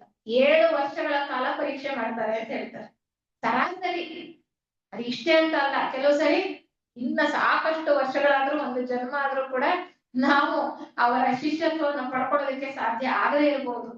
ನಿಜವಾಗ್ಲೂ ಸಾಕಷ್ಟು ಪ್ರಯತ್ನವನ್ನ ಪಡ್ತಕ್ಕಂತಹ ಶಿಷ್ಯ ಈ ಮಾರ್ಗದಲ್ಲಿ ಆ ಗುರುಗಳ ಸಾಮೀಪ್ಯಕ್ಕೆ ಬಂದು ಮೊದಲನೆಯ ಹಂತವಾದಂತಹ ಈ ಪರೀಕ್ಷಾ ಶಿಷ್ಯನಾಗಿ ಅವರ ಗುರುಗಳ ಸಾಮೀಪ್ಯಕ್ಕೆ ಬರ್ಬೇಕು ಅಂದ್ರೆ 7 ವರ್ಷಗಳ ಕಾಲ ಬೇಕು ಅನ್ನತಕ್ಕಂಥ ವಿಚಾರವನ್ನ ಅವರು ನಮ್ಗೆ ಇಲ್ಲಿ ಹೇಳ್ತಾ ಬರ್ತಾರೆ. ನಮ್ಮ ಥಿಯೋಸಾಫಿಕಲ್ ಸೊಸೈಟಿಯ ಸದಸ್ಯರಾಗಿರ್ತಕ್ಕಂಥವ್ರಿಗೆ ನಮಗೊಂದು ಸುಯೋಗ. ಯಾಕೆ ಹೇಳಿ? ಅಂತಹ ಜೀವನ್ಮುಕ್ತ ಮಹಾತ್ಮರೇ ಪ್ರಾರಂಭ ಮಾಡಿರ್ತಕ್ಕಂತಹ ಒಂದು ಆಧ್ಯಾತ್ಮ ಸಂಸ್ಥೆ ಥಿಯೋಸಾಫಿಕಲ್ ಸೊಸೈಟಿ. ಅಂದ್ರೆ ಇಲ್ಲಿ ಕೊಡ್ತಕ್ಕಂತಹ ಬೋಧೆ ಜ್ಞಾನವನ್ನ ನಾವು ಎಷ್ಟು ಮಟ್ಟಿಗೆ ಅರ್ಥೈಸ್ಕೊಂಡು ನಾವು ಅನುಷ್ಠಾನದಲ್ಲಿ ತರೋದಕ್ಕೆ ಸಾಧ್ಯವಾಗುತ್ತೋ ಅಷ್ಟು ಕೂಡ ನಾವು ಆ ಗುರುಗಳ ಸಾಮೀಪ್ಯಕ್ಕೆ ಹೋಗೋದಕ್ಕೆ ಸಾಧ್ಯವಾಗುತ್ತೆ. ಅಂದ್ರೆ ಹೇಳ್ತಾರೆ ಅವರು, ಥಿಯೋಸಾಫಿಕಲ್ ಸೊಸೈಟಿಯ ಸದಸ್ಯರಾದ ತಕ್ಷಣನೇ ನಾವು ಆ ಗುರುಗಳ ಒಂದು ದೃಷ್ಟಿಗೆ ಬಿದ್ದಿರ್ತೀವಿ ಅಂತ. ಗುರುಗಳ ದೃಷ್ಟಿ ನಮ್ಮ ಮೇಲೆ ಬಿದ್ದಿರುತ್ತೆ ನಿಜವಾಗ್ಲು ಥಿಯೋಸಾಫಿಕಲ್ ಸೊಸೈಟಿಯ ಸದಸ್ಯರಾದ ತಕ್ಷಣ. ಅಂದ್ರೆ ನಾವು ಎಷ್ಟು ಮಟ್ಟಿಗೆ ಜಾಗೃತರಾಗಿರ್ಬೇಕು, ಈ ಒಂದು ಮಾರ್ಗದಲ್ಲಿ ನಾವು ಆ ಗುರುಗಳ ಸಾಮೀಪ್ಯಕ್ಕೆ ಹೋಗಿ ಪರೀಕ್ಷಾ ಶಿಷ್ಯನಾಗಿ ಆದ್ರೂ ಕೂಡ ಅವರ ಒಂದು ಸಾನ್ನಿಧ್ಯವನ್ನ ಪಡ್ಕೊಳ್ಬೇಕು ಅಂತ ಅಂದ್ರೆ ಅನ್ನೋದನ್ನ ನಮ್ಗೆ ಬಹಳ ಚೆನ್ನಾಗಿ ಹೇಳ್ತಾರೆ. ತುಂಬಾ ವಿಚಾರಗಳಿದೆ, ನಿಜವಾಗ್ಲೂ ನನಗೆ ಸಮಯ ಸಾಕಾಗ್ತಾ ಇಲ್ಲ. ಈ ಒಂದು ಸಮಯದಲ್ಲಿ ಸಾಕಷ್ಟು ವಿಚಾರಗಳನ್ನ ನಿಮ್ಗೆ ಹೇಳೋದಕ್ಕಾಗಲ್ಲ. ಗುರುಗಳು ಮತ್ತು ಯೋಗ ಪಥ ಅನ್ನುವ ಗ್ರಂಥದಲ್ಲಿ ಸವಿಸ್ತಾರವಾಗಿ ಈ ವಿಚಾರವಾಗಿ ಕೊಟ್ಟಿದ್ದಾರೆ. ನಾವು ಯಾವುದು ಕೂಡ ಕಷ್ಟ ಇಲ್ಲ, ನಾವು ನಿಧಾನವಾಗಿ ಓದಿ ಖಂಡಿತ ಅರ್ಥೈಸ್ಕೊಳ್ಬಹುದು. ಸ್ವಲ್ಪ ವಿಚಾರಗಳನ್ನ ನಾನಿಲ್ಲಿ ಹೇಳಕ್ಕಾಗದಲ್ಲೇ ಮುಂದುವರಿತಾ ಈ ಪರೀಕ್ಷಾ ಶಿಷ್ಯತ್ವದ ಬಗ್ಗೆ ಹೇಳ್ತಾ ಹೋಗ್ತೀನಿ. ಈ ಒಂದು ಪೂರ್ವ ಸಿದ್ಧತೆಯ ಬಗ್ಗೆ ಸಾಕಷ್ಟು ವಿಚಾರಗಳನ್ನ ಅವ್ರು ಹೇಳದ್ಮೇಲೆ ಪರೀಕ್ಷಾ ಶಿಷ್ಯತ್ವ ಅಂದ್ರೆ ಯಾರಾದ್ರೂ ಒಬ್ಬ ವ್ಯಕ್ತಿ ಯೋಗ್ಯ ಶಿಷ್ಯನಾಗಬಹುದು ಅಂತ ಗುರುಗಳಿಗೆ ಅನ್ನಿಸ್ದಾಗ ಅವರು ಆ ಶಿಷ್ಯನನ್ನ ತಮ್ಮ ಒತ್ತಾದ ಸಂಬಂಧಕ್ಕೆ ಇರಿಸ್ಕೊಳ್ಳೋದಕ್ಕೆ ಇಷ್ಟಪಡ್ತಾರೆ. ಅಂದ್ರೆ ಅವ್ರ ಹತ್ತಿರಕ್ಕೆ ಕರ್ಕೊಳ್ತಾರೆ. ಆದ್ರೆ ಅವ್ರಿನ್ನು ಪರೀಕ್ಷಾ ಶಿಷ್ಯತ್ವದಲ್ಲಿ ಇರ್ತಾರೆ. ಅವರನ್ನ ಪರೀಕ್ಷೆ ಮಾಡ್ತಾ ಇರ್ತಾರೆ. ಅವ್ರ ದೃಷ್ಟಿ ಆ ವ್ಯಕ್ತಿ ಮೇಲೆ ಬಿದ್ದಿರುತ್ತೆ. ಆ ವ್ಯಕ್ತಿಯನ್ನ ತಮ್ಮ ಹತ್ತಿರದಲ್ಲಿ ಕರ್ಕೊಳ್ತಾರೆ. ಅವ್ರು ಹೇಗ್ ನಡ್ಕೊಳ್ತಾರೆ, ಅವರ ಪ್ರತಿಯೊಂದು ಚಲನವಲನವು, ಅವರ ಕೆಲಸ ಕಾರ್ಯಗಳು ಹೇಗಿದೆ ಅನ್ನೋದನ್ನ ಅವರು ಗಮನಿಸ್ತಾ ಇರ್ತಾರೆ. ಹೇಳ್ತಾರೆ ಅವರು, ನಮಗಿದು ಗೊತ್ತಾಗಲ್ಲ. ಯಾವಾಗ ಗುರುಗಳ ದೃಷ್ಟಿ ಒಬ್ಬ ವ್ಯಕ್ತಿಯ ಮೇಲೆ ಬಿದ್ದು ನಿಸ್ವಾರ್ಥಯುತವಾಗಿ ಕೆಲಸ ಮಾಡ್ತಾ ಇರ್ತಾನ ಅಂತ ಅವ್ರ ಮೇಲೆ ಬಿದ್ದಾಗ ಗುರುಗಳು ಏನ್ ಮಾಡ್ತಾರೆ ಅಂದ್ರೆ, ಅವರ ಮುಂಚೆ ವೃದ್ಧ ಶಿಷ್ಯರು ಅಂದ್ರೆ ಸಾಕಷ್ಟು ಪರಿಣಿತಿಯನ್ನ ಪಡ್ಕೊಂಡಿರ್ತಕ್ಕಂಥ ಶಿಷ್ಯರನ್ನ ಕಳಿಸಿ ಈ ಹೊಸದಾಗಿ ಗುರುತಿಸಿರ್ತಾರಲ್ಲ ಆ ಶಿಷ್ಯನನ್ನ ಆ ಕಾಮ ಶರೀರದಲ್ಲಿ ತಮ್ಮ ಹತ್ರ ಕರೆಸ್ಕೊಂಡು ಅವ್ರಿಗೆ ಒಂದು ಅವ್ರು ಮಾಡಿರ್ತಕ್ಕಂಥ ಆ ವ್ಯಕ್ತಿ ಮಾಡ್ತಾ ಇರ್ತಕ್ಕಂತಹ ಸೇವಾ ಕಾರ್ಯಗಳ ಬಗ್ಗೆ ಪ್ರಸ್ತಾಪ ಮಾಡ್ತಾ ಅವ್ರಿಗೆ ಪ್ರೋತ್ಸಾಹವನ್ನ ಕೊಡ್ತಾರಂತೆ. ಬಹಳ ಒಳ್ಳೆ ಕೆಲಸ ಕಾರ್ಯಗಳನ್ನ ನೀನ್ ಮಾಡ್ತಾ ಇದೀಯಾ, ಆ ಕೆಲಸ ಕಾರ್ಯಗಳನ್ನ ಮುಂದುವರ್ಸ್ಕೊಂಡು ಹೋಗು, ಇನ್ನು ಹೆಚ್ಚು ಹೆಚ್ಚು ನೀನು ಸೇವಾ ಕಾರ್ಯಗಳಲ್ಲಿ ತೊಡಗಿಸ್ಕೋ ಅಂತ ಅವ್ರಿಗೆ ಹೇಳ್ತಾರೆ. ನಮಗ್ ಗೊತ್ತಾಗತ್ತ ಜಾಗೃತ ಒಂದು ಪ್ರಜ್ಞೆಯಲ್ಲಿ ಗೊತ್ತಾಗೋದಿಲ್ಲ ಅಂತ ಹೇಳ್ತಾರೆ. ನಮಗಿದು ನಾವು ಮಲ್ಕೊಂಡಿದ್ದಾಗ ನಾವೆಲ್ಲಿರ್ತೀವಿ, ಆ ಒಂದು ಆಶಾ ಶರೀರ ಅಂದ್ರೆ ಆ ಒಂದು ಕಾಮನೆಗಳ ಲೋಕದಲ್ಲಿ ನಾವು ಇರ್ತಕ್ಕಂಥದ್ದು ಸೂಕ್ಷ್ಮ ಶರೀರದಲ್ಲಿ ಅಲ್ವಾ. ಆ ಸೂಕ್ಷ್ಮ ಶರೀರದಲ್ಲಿ ನಮ್ಮನ್ನ ಗುರುಗಳು ನಮ್ಮನ್ನ ಹತ್ರ ಕರೆಸ್ಕೊಳ್ತಾರೆ. ಅಲ್ಲಿ ನಮಗೆ ಬೇಕಾದಂತಹ ಸೂಚನೆಯನ್ನ ಕೊಡ್ತಾರಂತೆ. ನಾವು ಮುಂದೆ ಹೇಗೆ ನಡ್ಕೊಳ್ಬೇಕು ಅನ್ನೋದ್ರ ಬಗ್ಗೆ ಸೂಚನೆಯನ್ನ ಕೊಟ್ಟು ನಮಗ್ ಕಳಿಸ್ತಾರೆ. ನಮಗ್ ನಿಜವಾಗ್ಲೂ ಜಾಗೃತ ಪ್ರಜ್ಞೆಯಲ್ಲಿ ಬಂದ್ಮೇಲೆ ಅದು ಪೂರ್ಣವಾಗಿ ನಮಗೆ ಜ್ಞಾಪಕಕ್ಕೆ ಬರಲ್ಲ, ಅಥವಾ ನಾವು ಗುರುಗಳನ್ನ ಸಂಸಿದೀವಿ ಅನ್ನೋದು ಕೂಡ ನಮಗೆ ಗೊತ್ತಿರೋದಿಲ್ಲ. ಆದ್ರೆ ನಾವು ಹೆಚ್ಚು ಹೆಚ್ಚು ಸೇವಾ ಕಾರ್ಯಗಳಲ್ಲಿ ನಮ್ಮನ್ನ ನಾವು ತೊಡಗಿಸ್ಕೊಳ್ತಾ ಹೋಗ್ತೀವಿ ಅಂತ ಹೇಳ್ತಾರೆ. ಈ ಒಂದು ಪರೀಕ್ಷಾ ಶಿಷ್ಯತ್ವದ ಹಂತದಲ್ಲಿ ಗುರುಗಳು ಹೇಗೆ ಶಿಷ್ಯರನ್ನ ಪರೀಕ್ಷೆ ಮಾಡ್ತಾರೆ ಅಂತಂದ್ರೆ, ಈ ಶಿಷ್ಯನ ಒಂದು ಸಜೀವ ಪ್ರತಿಬಿಂಬವನ್ನ ಅವ್ರು ತಯಾರು ಮಾಡ್ತಾರೆ. ಶಿಷ್ಯ ಇರ್ತಾನಲ್ಲ, ಆತನ ಒಂದು ಪ್ರತಿರೂಪ, ಸ್ಥೂಲ ಮತ್ತೆ ಸೂಕ್ಷ್ಮ ದೇಹಗಳ ಒಂದು ಪ್ರತಿರೂಪ.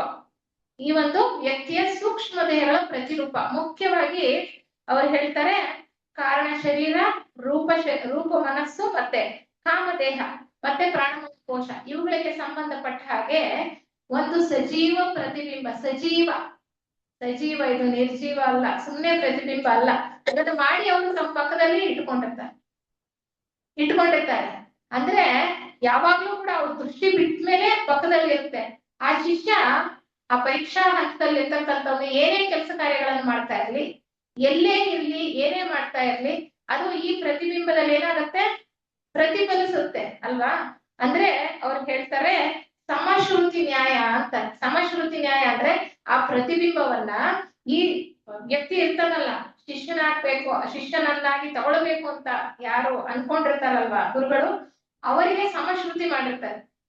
ಈ ಶಿಷ್ಯ ಈ ಸ್ಥೂಲ ಲೋಕದಲ್ಲಿ ಇರ್ತಾನಲ್ಲ, ಆ ದೇಹಕ್ಕೆ ಆ ಪ್ರತಿಬಿಂಬವನ್ನ ಅವ್ರು ಏನು ಒಂದು ರಚನೆ ಮಾಡಿರ್ತಾರೆ ಅದನ್ನ ಶ್ರುತಿಗೊಳಿಸಿರ್ತಾರೆ, ಟ್ಯೂನ್ ಮಾಡಿರ್ತಾರೆ.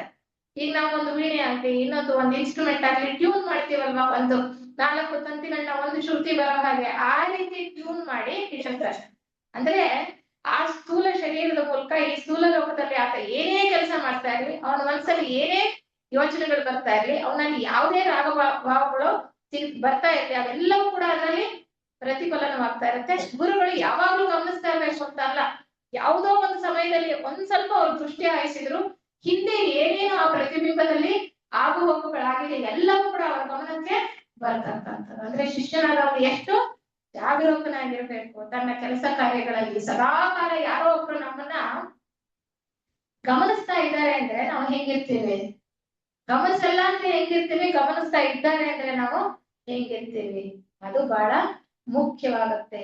ಹೀಗೆ ಪರೀಕ್ಷಾ ಶಿಷ್ಟನನ್ನ ಅವರು ಯಾವ್ದಾದ್ರು ಒಂದು ಉಪಯೋಗಕರವಾದಂತಹ ಕೆಲಸ ಮಾಡಿದಾಗ ಶಿಷ್ಯನಾದಂತವನು ಪರೀಕ್ಷಾ ಶಿಷ್ಯ, ಅವನಿನ್ನ ಮೊದಲನೇ ಹಂತ ಪರೀಕ್ಷಾ ಶಿಷ್ಯನಾಗಿರ್ತಾನಲ್ಲ, ಆ ಹಂತದಲ್ಲಿ ಆ ವ್ಯಕ್ತಿ ಏನಾದ್ರೂ ಒಳ್ಳೆಯ ಲೋಕೋಪಕಾರದ ಕೆಲಸವನ್ನ ಮಾಡಿದಾಗ ಅವರಿಗೆ ಸತತವಾಗಿ ಗುರುಗಳು ಉತ್ತೇಜನ ಪೂರ್ವಕವಾದಂತಹ ಅನುಗ್ರಹ ಶಕ್ತಿಯನ್ನ ಕಳಿಸ್ತಾ ಇರ್ತಾರೆ, ಸತತವಾಗಿ ಕಳಿಸ್ತಾ ಇರ್ತಾರೆ. ಯಾಕೆಂದ್ರೆ ನಿಸ್ವಾರ್ಥಯುತವಾದಂತಹ ಸೇವಾ ಕಾರ್ಯಗಳಲ್ಲಿ ತೊಡಕೊಂಡಿರ್ತಾರೆ. ಅವರಿಗೆ ಪ್ರೇರಣೆಯಾಗಿ ಒಂದು ಪ್ರೇರಕ ಶಕ್ತಿಯಾಗಿ ಅನುಗ್ರಹ ಶಕ್ತಿಯನ್ನ ಅವ್ರ ಮೇಲೆ ಸತತವಾಗಿ ಹರಿಸ್ತಾ ಇರ್ತಕ್ಕಂಥದ್ದು ನಮಗೆ ಗೊತ್ತಾಗುತ್ತೆ ಅನ್ನುವಂಥದ್ದನ್ನ. ಇದನ್ನು ಯಾರು ಸುಮ್ಮನೆ ಏನೋ ಕಟ್ಟುಕತೆ ಅಲ್ಲ, ಏನೋ ಅವರು ಕಲ್ಪನೆ ಮಾಡ್ಕೊಂಡು ಹೇಳಿರ್ತಕ್ಕಂಥದ್ದಲ್ಲ. ಯಾರು ಯೋಗಿ ಲೆಟ್ಬಿಟ್ರು, ಅವರಿಗೆ ಯೋಗ ದೃಷ್ಟಿ ಇತ್ತು. ಅವರು ತಮ್ಮ ಯೋಗ ದೃಷ್ಟಿಯಲ್ಲಿ ವಸ್ತುತಃ ಕಂಡಂತಹ ವಿಚಾರವನ್ನ ನಮ್ಮ ಮುಂದೆ ಹಂಚ್ಕೊಳ್ತಾರೆ.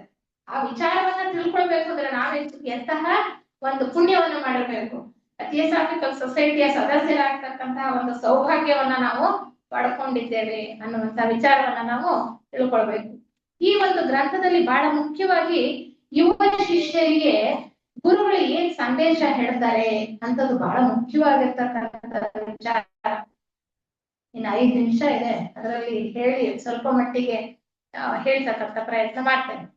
ನಾವೀಗಾಗ್ಲೇ ಅನ್ಕೊಂಡ್ವಿ, ಒಂದು ಪ್ರತಿಬಿಂಬವನ್ನ ಸಜೀವ ಪ್ರತಿಬಿಂಬವನ್ನ ಗುರುಗಳು ರಚನೆ ಮಾಡಿ ತಮ್ಮ ಪಕ್ಕದಲ್ಲಿ ಇಟ್ಕೊಂಡಿರ್ತಾರೆ, ಸದಾ ಕಾಲ ಅಲ್ಲಿ ಏನ್ ನಡೀತಾ ಇದೆ ಅಂತಕ್ಕಂಥದ್ದು ಅವರ ಗಮನಕ್ಕೆ ಬರ್ತಾ ಇರುತ್ತೆ ಅಂತ. ಅದಕ್ಕೆ ಹೇಳ್ತಾರೆ, ರೆಪ್ಪೆ ಮುಚ್ಚದಂತಹ ಜಾಗರೂಕತೆ ಅವಶ್ಯಕ. ಈ ಮಾರ್ಗದಲ್ಲಿ ನೀನ್ ಹೆಜ್ಜೆ ಇಡ್ಬೇಕು ಅಂದ್ರೆ ರೆಪ್ಪೆ ಮುಚ್ಚದಂತಹ ಜಾಗರೂಕತೆ ನಿನಗೆ ಅವಶ್ಯಕ ಅಂತ ಹೇಳ್ತಾರೆ. ನೀವು ಕೆಳಗಿನ ಪ್ರಪಂಚದಲ್ಲಿ ಆ ಮಹಾತ್ಮರ ಬೆಳಕನ್ನ ಹರಡ್ತಕ್ಕಂಥ, ಅಂದ್ರೆ ಅವರ ಕೈಗೊಂಡಿರ್ತಕ್ಕಂಥ ಲೋಕ ಕಲ್ಯಾಣ ಕಾರ್ಯಗಳಲ್ಲಿ ಶಿಷ್ಯನಾದಂತವನು ಕೂಡ ತೊಡಗಿಕೊಂಡಿರ್ತಕ್ಕಂಥವನು. ಹಾಗಿರುವಾಗ ಆತ ಹೇಗಿರ್ಬೇಕು ಅಂದ್ರೆ ತನ್ನ ಹೃದಯದಲ್ಲಿ ಪ್ರೇಮವನ್ನ ತುಂಬಿಕೊಂಡಿರ್ಬೇಕು, ಸದಾ ಕಾಲ ಆ ಪ್ರೇಮಾನಂದಗಳನ್ನ ಸೂಸ್ತಾ ಇರ್ತಕ್ಕಂತಹ ಒಂದು ಚಿಕ್ಕ ಹಣತೆಯ ಹಾಗೆ ಉರಿತಾ ಇರ್ಬೇಕು, ಚಿಕ್ಕ ಸೂರ್ಯ ಅಂತ ಕೂಡ ಅವರು ಹೇಳ್ತಾರೆ. ಈ ಒಂದು ಪರೀಕ್ಷಾ ಶಿಷ್ಯತ್ವದ ಹಂತದಲ್ಲಿ ಇರ್ತಕ್ಕಂಥವರಿಗೆ ಗುರುಗಳು ಕೊಡ್ತಕ್ಕಂತಹ ಮುಂದಿನ ಸಂದೇಶ ಏನಪ್ಪಾ ಅಂದ್ರೆ ವಿಚಾರ ಶಕ್ತಿಯನ್ನ ಬೆಳೆಸ್ಕೊಳ್ಬೇಕು. ಗುರು ಅಂದಿದ ತಕ್ಷಣ ಗುರು ಹೇಳಿದ್ದನ್ನೆಲ್ಲ ಶಿಷ್ಯ ಪೂರ್ಣವಾಗಿ ನಂಬಿಕೊಂಡು ಹೋಗುವಂತದಲ್ಲ. ಪರಮಗುರು ಚರಣ ಸನ್ನಿಧಿಯಲ್ಲಿ ಬಹಳ ಚೆನ್ನಾಗಿ ಹೇಳ್ತಾರೆ, ನಾವು ಕೊಡ್ತಕ್ಕಂತ ಸಂದೇಶವನ್ನ ಗುರುಗಳಾಗಿ ನೀವು ಅದನ್ನ ವಿಚಾರ ಮಾಡದಲೆ ಮೂಢನಂಬಿಕೆಯಿಂದ, ಅದು ಮೂಢನಂಬಿಕೆ ಅಂತ, ಮೂಢನಂಬಿಕೆಯಿಂದ ನೀವು ವಿಚಾರ ಶಕ್ತಿಯನ್ನ ಬೆಳೆಸ್ಕೊಳ್ತಾರೆ, ಆ ಸರಿ ತಪ್ಪುಗಳನ್ನ ಸರಿಯಾಗಿ ಅರ್ಥೈಸ್ಕೊಳ್ದಲೆ ನೀವು ಮಾಡ್ತಾ ಇದ್ದೀರಾ ಅಂದ್ರೆ ಯಾವ ಪ್ರಯೋಜನನೂ ಇಲ್ಲ. ವಿಚಾರ ಶಕ್ತಿಯನ್ನ ಬೆಳೆಸ್ಕೊಳ್ತಕ್ಕಂಥದ್ದು ಬಹಳ ಮುಖ್ಯ. ಪ್ರೇಮ, ಸಹಾನುಭೂತಿ ಮತ್ತೆ ಸಹನೆ ಅಂತಕ್ಕಂತಹ ಗುಣಗಳನ್ನ ಮೈಗೂಡಿಸ್ಕೊಳ್ಬೇಕು. ನಾವು ನೋಡಿದ್ದೀವಿ ಪರಮಗುರು ಚರಣ ಸನ್ನಿಧಿಯಲ್ಲಿ 4 ಒಂದು ಅಸಾಧನ ಮಾರ್ಗಗಳನ್ನ ಹೇಳ್ತಾ ಏನ್ ಹೇಳ್ತಾರೆ, ವಿವೇಕ, ಅಲ್ಲಿ ವಿಚಾರ ಶಕ್ತಿಯನ್ನ ಬೆಳೆಸ್ಕೊಳ್ತಕ್ಕಂಥದ್ದು. ವೈರಾಗ್ಯ, ಆ ವಸ್ತು ಪ್ರಪಂಚದಿಂದ ನಾವು ಸ್ವಲ್ಪ ಹಿನ್ನಡೆಯನ್ನ ಮಾಡ್ತಕ್ಕಂಥದ್ದು. 3ನೇದು ಸದಾಚಾರ, ಅನೈತಿಕ ಮೌಲ್ಯಗಳನ್ನ, ನೀತಿಯುತವಾದ ಮೌಲ್ಯಗಳನ್ನ ನಮ್ಮ ಜೀವನದಲ್ಲಿ ಅಳವಡಿಸ್ಕೊಳ್ತಕ್ಕಂಥದ್ದು. ಕೊನೆಯದಾಗಿ ಹೇಳ್ತಾರೆ ಪ್ರೇಮ. ಆ ಪ್ರೇಮವನ್ನ ನೀನು ನಿಜವಾಗಿ ನಿನ್ನ ಹೃದಯದಲ್ಲಿ ತುಂಬಿಕೊಂಡಿದ್ದರೆ ಮಾತ್ರ ಇನ್ನೊಬ್ಬರಿಗೆ ಸಹಾಯ ಮಾಡೋದಕ್ಕೆ ಸಾಧ್ಯ. ಅದಕ್ಕೆ ಹೇಳ್ತಾರೆ ಪ್ರೇಮವನ್ನ ರಾಜಗುಣ ಅಂತ. ನಾವು ಯಾರೋ ಒಬ್ಬರ ಮೇಲೆ ತುಂಬಾ ನಮಗ್ ಪ್ರೇಮ ಇದೆ ಅವ್ರಿಗೆ ಕೆಟ್ಟದನ್ನ ಬಯಸ್ತೀವ, ಕೆಟ್ಟದನ್ನ ಮಾಡ್ತೀವ. ನಾವು ಎಷ್ಟೇ ಕಷ್ಟದಲ್ಲಿದ್ರು ಕೂಡ ಅವ್ರಿಗೆ ನಾವು ಸಹಾಯ ಮಾಡೋದಕ್ಕೆ ಮುಂದಾಗ್ತೀವ ಇಲ್ವಾ? ಅಂತಹ ಪ್ರೇಮವನ್ನ ಕೆಲವರಿಗೆ ಮಾತ್ರ ನೀನ್ ಬೆಳೆಸ್ಕೊಳ್ಳೋದಲ್ಲ, ಎಲ್ಲ ಮಾನವ ಕೋಟಿಯ ಮೇಲೆ ಆ ಪ್ರೇಮವನ್ನ ಬೆಳೆಸ್ಕೋ. ಬರೀ ಮಾನವ ಕೋಟಿ ಅಲ್ಲ, ಎಲ್ಲ ಭೂತ ವರ್ಗಗಳ ಮೇಲೆ, ಎಲ್ಲ ಜೀವ ಜಂತುಗಳ ಮೇಲೆ ನೀನು ಆ ಪ್ರೇಮವನ್ನ ಬೆಳೆಸ್ಕೋ ಅಂತ ಹೇಳ್ತಾ ಮುಂದೆ ಹೇಳ್ತಾರೆ, ನೀನು ಅಹಂಕಾರವನ್ನ ಬಿಡಬೇಕು, ನಾನು ನಾನು ಅಂತಕ್ಕಂಥದನ್ನ ಬಿಡಬೇಕು. ನಾನು ಹೋಗೋ ತನಕ ನಾನು ಆ ಪಥಕ್ಕೆ ಹೆಜ್ಜೆ ಇಡೋದಕ್ಕೆ ಸಾಧ್ಯ ಇಲ್ಲ. ಅದಕ್ಕೆ ಹೇಳ್ತಾರೆ ನಿಸ್ವಾರ್ಥಯುತವಾದಂತಹ ಒಂದು ಮಾರ್ಗ ಅಂತ. ನಿನ್ನ ಉದ್ದೇಶ ಖಚಿತವಾದ ಸೇವೆ ಆಗಿರ್ಬೇಕೆ ಹೊರತು ತೋರಿಸ್ಕೊಳ್ಳೋ ಚಟ ಅಲ್ಲ. ನಾವೇನ್ ಮಾಡ್ತೀವಿ ಎಷ್ಟೊತ್ತಲ್ಲಿ ನಾನ್ ಮಾಡ್ದೆ ಯಾವ್ದೋ ಒಂದು ಕೆಲಸ ಮಾಡ್ಬಿಟ್ಟು ನಾನು ಈ ಕೆಲಸ ಮಾಡ್ದೆ ಸೊಸೈಟಿಗೆ ಬಂದೆ, ನಾನು ಪೂಜೆ ಮಾಡಿದೆ, ಇಲ್ಲ ನಾನು ಇಲ್ಲಿ ಕಸ ಗುಡಿಸ್ದೆ, ಇಲ್ಲ ನಾನು ಇನ್ನೇನೋ ಒಂದು ಮಾಡ್ತೀವ ಇಲ್ಲ.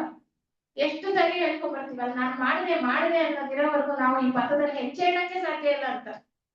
ಶಿಷ್ಯರಾಗೋದಕ್ಕೆ ಸಾಧ್ಯ ಇಲ್ಲ, ಶಿಷ್ಯತ್ವವನ್ನು ಪಡ್ಕೊಳ್ತಕ್ಕಂಥದ್ದೇ ಸಾಧ್ಯ ಇಲ್ಲ. ಅದಕ್ಕೆ ಅಹಂಕಾರದ ಮೊದಲನೇ ಹಂತ, ಅದನ್ನ ನೀನು ಬಿಡ್ತಾ ಬರ್ಬೇಕು ಅಂತ ಅವ್ರು ಹೇಳ್ತಾರೆ. ಮತ್ತೆ ಎಂತ ಚಿಕ್ಕ ಕೆಲಸ ಆದ್ರೂ ಕೂಡ ನಿಷ್ಠೆಯಿಂದ ಮಾಡ್ಬೇಕು. ಅದು ನಾವು ಸೊಸೈಟಿ ಕೆಲಸ ಅಂತೀವಿ, ನಾವು ಗುರುಗಳೇ ಪ್ರಾರಂಭ ಮಾಡಿರ್ತಕ್ಕಂಥ ಒಂದು ಸಂಸ್ಥೆ ಇದು. ಆಧ್ಯಾತ್ಮ ಬೆಳಕನ್ನ, ಆತ್ಮ ಬೆಳಕನ್ನ ಕೊಡ್ತಾ ಇರ್ತಕ್ಕಂಥದ್ದು. ಇಲ್ಲಿ ನಾವು ಹೇಗೆ ನಡ್ಕೊಳ್ಬೇಕು? ಯಾವ್ದೋ ಎಲ್ಲೋ ಒಂದ್ ಕಡೆ ಕಸ ಬಿದ್ದಿದೆ ಅಂದ್ರೆ ಇವ್ರು ಯಾರೋ ಬಂದು ಗುಡಿಸ್ತಾರೆ, ನನಗೆ ಯಾಕೆ, ನನ್ ಕೆಲಸ ಬೇರೆ ಇದೆ ಅಂತ ಅನ್ಕೊಳ್ತೀವಿ. ಅಲ್ಲ, ಅದಕ್ಕೆ ಅವ್ರು ಹೇಳ್ತಾರೆ ಎಂತ ಚಿಲ್ಲರೆ ಕೆಲಸಗಳನ್ನು ಕೂಡ ನಿಷ್ಠೆಯಿಂದ ಮಾಡ್ಬೇಕು. ಅದು ಒಂದು ಕಸ ಗುಡಿಸೋ ಕೆಲಸ ಆಗಿರ್ಬೋದು, ಅಥವಾ ಒಂದು ಅಧ್ಯಯನ ಮಾಡ್ತಕ್ಕಂತಹ ಕೆಲಸ ಆಗಿರ್ಬೋದು, ಅಥವಾ ಉಪನ್ಯಾಸ ಕೊಡ್ತಕ್ಕಂಥ ಕೆಲಸ ಆಗಿರ್ಬೋದು, ಮತ್ತೊಂದಾಗಿರ್ಬೋದು, ಮಗದೊಂದಾಗಿರ್ಬೋದು, ಯಾವುದೇ ಒಂದಾದ್ರೂ ಕೂಡ ನಾವು ಅಷ್ಟು ನಿಷ್ಠೆಯಿಂದ ಮಾಡ್ಬೇಕಾಗಿರೋದು ಬಹಳ ಮುಖ್ಯ ಅಂತ ಹೇಳ್ತಾರೆ. ಸ್ವಾರ್ಥ ತ್ಯಾಗವನ್ನ ಮತ್ತೆ ನಮ್ರತೆಯನ್ನ ನೀನು ಅನುಷ್ಠಾನ ಮಾಡು ಅಂತ ಹೇಳ್ತಕ್ಕಂಥದ್ದು ಇದು ಗುರುಗಳು ಶಿಷ್ಯರಿಗೆ ಕೊಟ್ಟಿರ್ತಕ್ಕಂಥ ಸಂದೇಶ. ಹೇಳ್ತಾರೆ, ಜ್ಞಾನವನ್ನ ಹೊಂದಬೇಕಾದ್ರೆ ನಮ್ರನಾಗಿರು. ಜ್ಞಾನವನ್ನ ಪಡೆದ ಮೇಲೂ ಜ್ಞಾನವನ್ನ ಪಡ್ಕೊಳ್ಳೋ ತನಕ ಅಷ್ಟೇ ಅಲ್ಲ, ಜ್ಞಾನವನ್ನ ಪಡ್ಕೊಂಡ್ಮೇಲೆ ಏನಾಗುತ್ತೆ, ಅಹಂಭಾವ ಅನ್ನೋದು ಬಂದ್ಬಿಡುತ್ತೆ ಅಲ್ವಾ. ಅದನ್ನು ಕೂಡ ನಾವು ನಮ್ಮಲ್ಲಿ ಬೆಳೆಯೋದಕ್ಕೆ ಅವಕಾಶವನ್ನ ಮಾಡಿಕೊಡಬಾರದು ಅನ್ನುವಂತಹ ವಿಚಾರವನ್ನ ಬಹಳ ಚೆನ್ನಾಗಿ ಅವರು ನಮ್ಗೆ ಈ ಸಂದೇಶದಲ್ಲಿ ಹೇಳ್ತಾ ಬರ್ತಾರೆ. ಇನ್ನು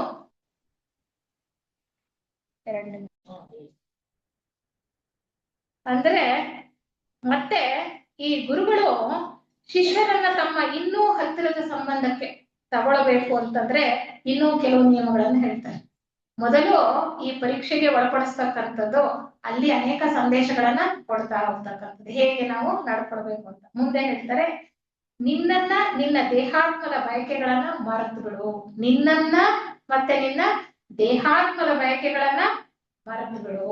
ಅದೊಂದೇ ಅಲ್ಲ, ಬಹಳ ಮುಖ್ಯವಾಗಿರ್ತಕ್ಕಂಥ ಕೆಲವು ವಿಚಾರಗಳನ್ನ ಹೇಳ್ತಾರೆ. ಬೇರೆಯವರು ಬಯಸಿದರೆ ವಿನ ನಿನ್ನ ಅಭಿಪ್ರಾಯವನ್ನ ಯಾವ ವಿಷಯದಲ್ಲೂ ನೀನಾಗಿ ಕೊಡಲು ಮುಂದೆ ಹೋಗಬೇಡ. ನಾವೇನ್ ಮಾಡ್ತೀವಿ, ನನಗೆ ಗೊತ್ತಿದೆ, ನನಗೆ ಚೆನ್ನಾಗಿ ತಿಳ್ಕೊಂಡಿದ್ದೀನಿ, ಪುಸ್ತಕ ಓದ್ಕೊಂಡಿದ್ದೀನಿ, ಇನ್ನೊಬ್ಬರಿಗೆ ಸಲಹೆಯನ್ನ ಕೊಡೋದಕ್ಕೆ ಹೋಗ್ತೇವೆ. ಅವ್ರು ಕೇಳದಲೇ ಇದ್ದ ಪಕ್ಷದಲ್ಲಿ ನಾವು ನಮ್ಮ ಸಲಹೆಯನ್ನ, ಸೂಚನೆಗಳನ್ನ ಇನ್ನೊಬ್ಬರಿಗೆ ಕೊಡೋದಕ್ಕೆ ಹೋಗಬಾರದು ಅನ್ನುವಂಥ ವಿಚಾರ. ನೀನು ಮಾತನಾಡುವುದಕ್ಕಿಂತ ಮುಂಚೆ ಅದರ ಪರಿಣಾಮವು ಇತರರ ಮೇಲೆ ಯಾವ ರೀತಿ ಆಗುತ್ತದೆ ಎನ್ನುವುದನ್ನ ಯೋಚಿಸು. ಪರಮಗುರು ಚರಣ ಸನ್ನಿಧಿಯಲ್ಲೂ ಕೊಡ್ತಾರೆ, ಬಹಳ ಸವಿಸ್ತಾರವಾಗಿ ವಿವರಣಾತ್ಮಕವಾಗಿ ಕೊಡ್ತಾರೆ. ಹೇಗೆ ಗೊಡ್ಡು ಹರಟೆ, ಕಾಡು ಹರಟೆ ನಮ್ಮನ್ನ ಈ ಪಥದಿಂದ ವಿಮುಖರನ್ನಾಗಿ ಮಾಡುತ್ತೆ. ಮಾತು ಹೇಗಿರ್ಬೇಕು ಅಂತ ಹೇಳ್ತಾರೆ ಅಲ್ವಾ. ಮಾತು ಹೇಗಿರ್ಬೇಕು, ದಯೆಯಿಂದ ಕೂಡಿರ್ಬೇಕು ಅಲ್ವಾ. ಮತ್ತೆ ಸತ್ಯವಾಗಿರ್ಬೇಕು, ಇನ್ನೊಬ್ಬರಿಗೆ ಸಹಾಯಕರವಾಗಿರ್ಬೇಕು. ಈ ಮೂರು ಅಂಶಗಳಿಂದ ಇದ್ರೆ ನೀನ್ ಮಾತೇ ಆಡಬೇಡ. ಮಾತನಾಡದೆ ಇರೋದು ಎಷ್ಟು ಕಷ್ಟ ಅಂತ ನಾವು ಈ ಒಂದು ವ್ಯಾಸಂಗ ಶಿಬಿರ ಪ್ರಾರಂಭ ಆದಾಗ್ಲಿಂದ ನೋಡ್ತಾ ಇದ್ದೀವಿ. ಮೌನವಾಗಿರ್ಬೇಕು ಅಂತ ನಿರ್ದೇಶಕರು ಪದೇ ಪದೇ ನಮ್ಗೆ ಹೇಳ್ತಾನೆ ಇದ್ದಾರೆ. ಆದ್ರೂ ಕೂಡ ಮಾತಾಡದವನ್ನ ನಿಲ್ಸೋದು ಎಷ್ಟು ಕಷ್ಟ. ಮೌನವನ್ನ ಸಾಧಿಸ್ತಕ್ಕಂಥದ್ದು ಬಹಳ ಕಷ್ಟವಾಗಿರ್ತಕ್ಕಂಥ ಕೆಲಸ. ಹಾಗೆ ಅವ್ರಿಗೆ ಹೇಳ್ತಾರೆ, ಮಾತನಾಡೋದಕ್ ಮುಂಚೆ ನಾವು ಯೋಚನೆ ಮಾಡಿ ಮಾತನಾಡ್ಬೇಕು ಅಂತ. ಎಷ್ಟು ಗಾದೆ ಮಾತಿದೆ ಅಲ್ವಾ, ಮಾತಾಡಿದ್ರೆ ಹೋಯ್ತು ಮುತ್ತು, ಒಡೆದ್ರೆ ಹೋಯ್ತು ಅಂತ. ಮತ್ತೆ ಹಿಂಪಡೆಯೋದಕ್ಕೆ ಸಾಧ್ಯ ಇಲ್ಲ. ಅದರಿಂದ ಏನ್ ಪರಿಣಾಮ ಆಗುತ್ತೋ ಅದು ಹಾಗೆ ತೀರುತ್ತೆ. ಅದಕ್ಕೆ ನಾವು ಜಾಗರೂಕರಾಗಿರ್ಬೇಕು. ಮತ್ತೆ ಹೇಳ್ತಾರೆ, ನಿನ್ನ ಸಹೋದರನ ದೌರ್ಬಲ್ಯವನ್ನ ಕುರಿತು ಟೀಕೆ ಮಾಡಬೇಡ. ನಮಗೆಲ್ಲ ಗೊತ್ತಿದೆ ಅಂತ ಇನ್ನೊಬ್ರಿಗೆ ಗೊತ್ತಿಲ್ಲ, ಅಥವಾ ಅವ್ರು ಸರಿಯಾಗಿ ಮಾಡ್ತಿಲ್ಲ ಅಂತ ನಾವೇನ್ ಮಾಡ್ತೀವಿ, ಟೀಕೆ ಮಾಡ್ತೀವಿ. ನೀನ್ ಮಾಡೋದ್ ಸರಿ ಇಲ್ಲ, ನನಗೆ ಚೆನ್ನಾಗ್ ಗೊತ್ತಿದೆ ಅಂತ ಅದ್ರ ಅರ್ಥ. ನೀನ್ ಸರಿಯಾಗಿ ಮಾಡ್ತಿಲ್ಲ ಅಂದ್ರೆ ನಾವ್ ಅದ್ರ ಮುಂದಿನ ಮಾತು ಹೇಳಲ್ಲ, ಆದ್ರೆ ನನಗ್ ಚೆನ್ನಾಗ್ ಗೊತ್ತಿದೆ, ನೀನ್ ಮಾಡ್ತಿಲ್ಲ ಅಂತ ಅರ್ಥ ಅಲ್ವಾ. ಅದು ಒಳ ಅರ್ಥ. ಅದನ್ನ ನಾವು ವಹಿಸ್ಬೇಕಾಗಿದೆ. ಯಾವತ್ತೂ ಕೂಡ ನಂಬಿಕೆಗೆ ದ್ರೋಹವನ್ನ ಮಾಡದಲೇ ಇರ್ತಕ್ಕಂಥದ್ದು. ಮತ್ತೆ ನೀನಿನ್ನೂ ಕಲಿಬೇಕಾಗಿರೋದು ಬಹಳ ಇದೆ, ಇನ್ನೂ ಈ ಪಥಕ್ಕೆ ಹೆಜ್ಜೆನೇ ಇಟ್ಟಿಲ್ಲಪ್ಪ, ಅದಕ್ಕೆ ನೀನ್ ಹೇಳ್ತಾ ಇರೋದು ತಪ್ಪಾಗಿರ್ಬೋದು. ಎಷ್ಟೋ ಸರಿ ನಾವು ವಾದ ಮಾಡ್ತೀವಲ್ವಾ, ನಾನ್ ತಿಳ್ಕೊಂಡಿದೀನಿ, ನಾನ್ ಹೇಳೋದೇ ಸರಿ, ಈ ಗ್ರಂಥದಲ್ಲಿ ಕೊಟ್ಟಿದ್ದಾರೆ, ಇಲ್ಲ ಆ ಗ್ರಂಥದಲ್ಲಿ ಕೊಟ್ಟಿದ್ದಾರೆ, ಅಲ್ಲಿ ಕೇಳಿದೀನಿ, ಇಲ್ಲಿ ಕೇಳಿದೀನಿ, ಬರೀ ಕೇಳಿರೋದೇ ಇನ್ಫಾರ್ಮೇಶನ್ನೇ, ನಮಗೇನು ಅದರ ಅನುಭವ ಆಗದೇ ಇದ್ರು ಕೂಡ ಹೇಳ್ತೀವಲ್ಲ, ಅದು ಎಷ್ಟು ತಪ್ಪು ಅಂತಕ್ಕಂಥದ್ದನ್ನ ಅವ್ರಿಗೆ ಹೇಳ್ತಾರೆ. ನಾವು ಹೇಳ್ತಕ್ಕಂಥ ವಿಚಾರ ತಪ್ಪಾಗಿರ್ಬೋದು, ಅದಕ್ಕೆ ಯೋಗ್ಯವಾದ ನಮ್ರತೆಯಿಂದ ಮಾತಾಡೋದನ್ನ ಕಲ್ತ್ಕೋ ಅನ್ನುವಂತ ಕೆಲವು ವಿಚಾರಗಳನ್ನ ಹೇಳ್ತಾ, ಈ ಒಂದು ಮತದಲ್ಲಿ ಹೆಜ್ಜೆ ಇಡಬೇಕು, ಪರೀಕ್ಷಾ ಶಿಷ್ಯತ್ವದಲ್ಲಿ ಪಾಸ್ ಆಗಬೇಕು, ಮತ್ತೆ ಗುರುಗಳ ಹೆಚ್ಚು ಸಾನ್ನಿಧ್ಯಕ್ಕೆ ಹೋಗ್ಬೇಕು, ಹತ್ತಿರದ ಒಂದು ಸಂಪರ್ಕವನ್ನ ಬೆಳೆಸ್ಕೊಳ್ಬೇಕು, ಆ ಗುರುಗಳು ಕೈಗೊಂಡಿರ್ತಕ್ಕಂತಹ ಲೋಕ ಕಲ್ಯಾಣ ಕಾರ್ಯದಲ್ಲಿ ನಿಸ್ವಾರ್ಥಯುತವಾಗಿ ಆ ಪರಮಾತ್ಮನ ಯೋಜನೆಗೆ ಅನುಗುಣವಾಗಿ ನಡ್ಕೊಳ್ಬೇಕು ಅಂತಂದ್ರೆ ಕೆಲವು ಪ್ರತಿಬಂಧಕಗಳಿದೆ ಅಂತ ಹೇಳ್ತಾರೆ. ಈ ಹಂತದಲ್ಲಿ ಬಹಳಷ್ಟು ಇದೆ ಈ ವಿಚಾರ. ಕೆಲವು ಯಾವ್ದಪ್ಪ ಅಂದ್ರೆ ಸಿಡುಕುತನ ಅಂತ. ಸಿಡುಕ್ತಕ್ಕಂಥದ್ದು, ಮುಂಗೋಪ ಇರ್ತಕ್ಕಂಥದ್ದು, ಇದು ಬಹಳ ಒಂದು ಕೆಟ್ಟ ಪರಿಣಾಮವನ್ನ ಉಂಟು ಮಾಡುತ್ತೆ. ನಮ್ಮ ನರಮಂಡಲದ ಮೇಲೆ ಬಹಳ ಒತ್ತಡವನ್ನ ಹೇರುತ್ತೆ. ನಮಗ್ ಗೊತ್ತಿರಲ್ಲ, ಕೋಪ ಬಂದಾಗ, ನಾವು ಸಿಡುಕಿದಾಗ ಅದು ಹೇಗೆ ನಮ್ಮ ದೇಹದ ಮೇಲೆ ಪರಿಣಾಮವನ್ನ ಬೀರುತ್ತೆ, ಎಲ್ಲವನ್ನೂ ಕೂಡ ನಮ್ಮ ನರಗಳಿಗೆ ಆಘಾತವನ್ನು ಉಂಟು ಮಾಡಿ ನಾವು ಸರಿಯಾಗಿ ಸ್ಪಂದಿಸೋದಕ್ಕೆ ಕಷ್ಟ ಆಗುತ್ತೆ ಅನ್ನುವಂತ ವಿಚಾರವನ್ನು ಹೇಳ್ತಾ, ಸ್ವಾರ್ಥ ಅಂತಕ್ಕಂಥದ್ದು ಇರಬಾರ್ದು. ಅಂದ್ರೆ ಈ ಸೋಮಾರಿತನ ಅನ್ನೋದು ಒಂದು ಸ್ವಾರ್ಥ ಅಂತಾರೆ ನೋಡಿ. ಅಂದ್ರೆ ಸ್ವಾರ್ಥದ ಅನೇಕ ಮುಖಗಳನ್ನ ನಾವು ನೋಡ್ಬೇಕು. ಇದು ಯಾವ್ದನ್ನು ಕೂಡ ಪೂರ್ತಿಯಾಗಿ ಈ ಉಪನ್ಯಾಸದಲ್ಲಿ ಖಂಡಿತವಾಗ್ಲೂ ಹೇಳಕ್ ಸಾಧ್ಯ ಇಲ್ಲ. ಒಂದೊಂದು ಸೆಂಟೆನ್ಸ್ ಮಾತ್ರ ಹೇಳೋ ಪ್ರಯತ್ನ ಮಾಡ್ತೀನಿ, ಸಮಯ ಆಗೋಗಿದೆ. ಸ್ವಾರ್ಥ ಅಂದ್ರೆ ಸೋಮಾರಿಯಾಗಿರೋದು ಕೂಡ ಸ್ವಾರ್ಥ. ಅಂದ್ರೆ ಆ ಸ್ವಾರ್ಥದ ಅನೇಕ ಮುಖಗಳನ್ನ ನಾವು ಸರಿಯಾಗಿ ಗುರುತಿಸ್ಬೇಕು. ಏನು, ನನಗೆ ಪುಣ್ಯ ಕರ್ಮ, ನಾನು ಮಾಡ್ತಿದ್ದಲ್ಲ ಒಳ್ಳೆ ಕಾರ್ಯ, ಅದರಿಂದ ನನಗೆ ಒಳ್ಳೆ ಪುಣ್ಯ ಸಿಗ್ಲಿ ಅಂತ ನಾವು ಮಾಡ್ತಕ್ಕಂಥದ್ದು ಕೂಡ, ಅದು ಕೂಡ ಒಂದು ಸ್ವಾರ್ಥತೆನೆ.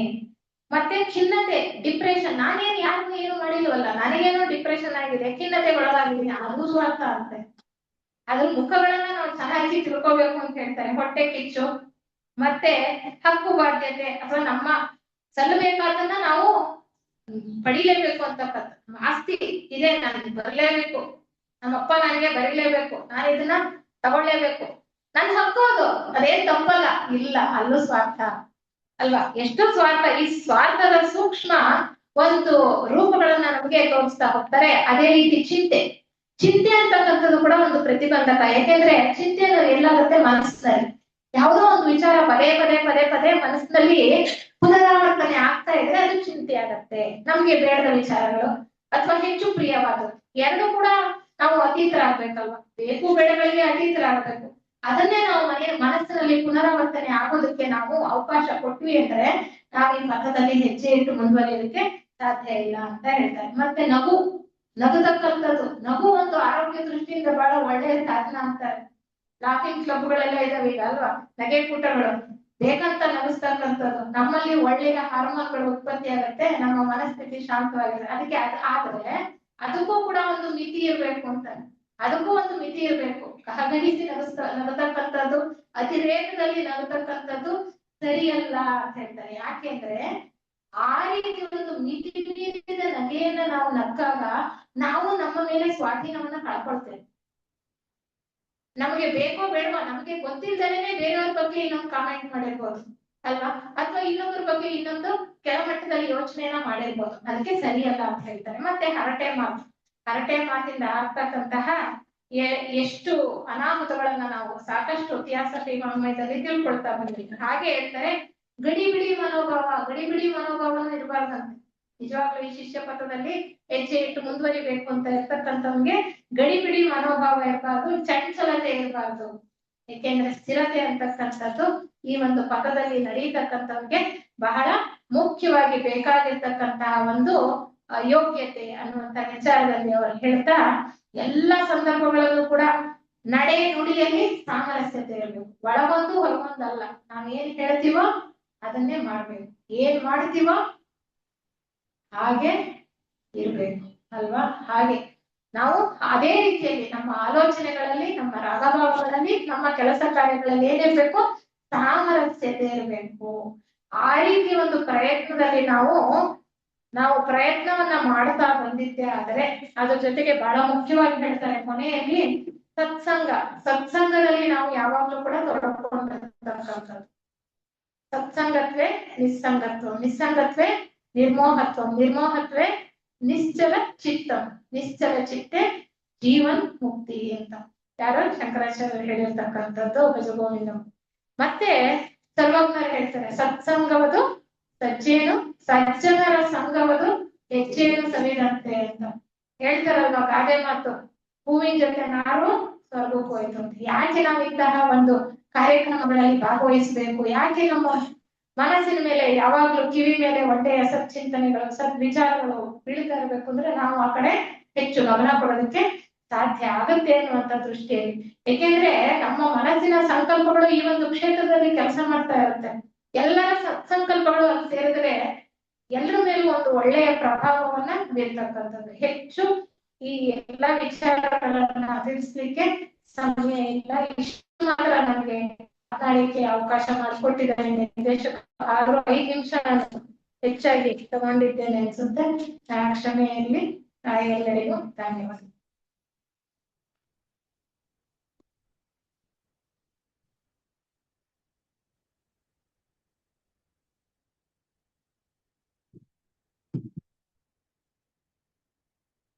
ಪಥದ ಒಂದು ಪ್ರಾರಂಭ ಭಾಗವನ್ನ ಅವರು ಪ್ರಸ್ತಾಪ ಮಾಡಿದ್ದಾರೆ. ಬಹಳ ವಿವರಣಾತ್ಮಕವಾಗಿ ವಿಷಯಗಳನ್ನ ತಿಳಿಸಿದ್ದಾರೆ. ಶಿಷ್ಯ ಪಥದಲ್ಲಿ 3 ಹಂತಗಳು. ಮೊದಲನೆಯದು ಪರೀಕ್ಷಾ ಶಿಷ್ಯತ್ವ ಅಥವಾ ಉಮೇದುವಾರಿ ಶಿಷ್ಯತ್ವ, ಪ್ರೊಬೇಷನರಿ ಪೀರಿಯಡ್. ಈಗ ನೀವು ಕೆಲಸಕ್ಕೆ ಸೇರ್ಕೊಂಡ್ರೆ ಪ್ರೊಬೇಷನರಿ ಪೀರಿಯಡ್ ಇರುತ್ತೆ, 6 ತಿಂಗಳು 1 ವರ್ಷ ಈ ತರ ಪ್ರೊಬೇಷನರಿ ಪೀರಿಯಡ್. ಅಂದ್ರೆ ಅರ್ಥ ಏನು, ನೀವು ಉಮೇದುವಾರಿ, ನಿನ್ನನ್ನು ಯಾವಾಗ ಬೇಕಾದ್ರೂ ನಾನು ಕೆಲಸದಿಂದ ತೆಗೆದುಬಿಡ್ಬೋದು, because you are not a permanent employee. ಇದು ಅದೇ ಪರಿಸ್ಥಿತಿನೇ. ಉಮೇದುವಾರಿ ಶಿಷ್ಯ ಗುರುಗಳ ಒಂದು ಹತ್ತಿರದ ವಾಚ್ಫುಲ್ನೆಸ್ ನೋಡ್ತಾ ಇರ್ತಾರೆ. ಅವರು ಹತ್ತಿರದ ಒಂದು ಸಂಪರ್ಕದಲ್ಲಿ ಇರ್ತಾರೆ. ಯಾಕೆಂದ್ರೆ ಶಿಷ್ಯನ ಒಂದು ಪ್ರತಿರೂಪವನ್ನು ಅವ್ರು ಇಟ್ಕೊಂಡಿರ್ತಾರೆ. ಶಿಷ್ಯ ಕೋಪಗೊಂಡರೆ ಆ ಪ್ರತಿರೂಪದಲ್ಲಿ ಏನಾಗುತ್ತೆ, ಆ ಕೋಪದ ಕಂಪನಗಳು ಕಾಣಿಸುತ್ತೆ, ಆ ಕೋಪಕ್ಕೆ ಸಂಬಂಧಪಟ್ಟ ಬಣ್ಣ ಕಾಣಿಸುತ್ತೆ.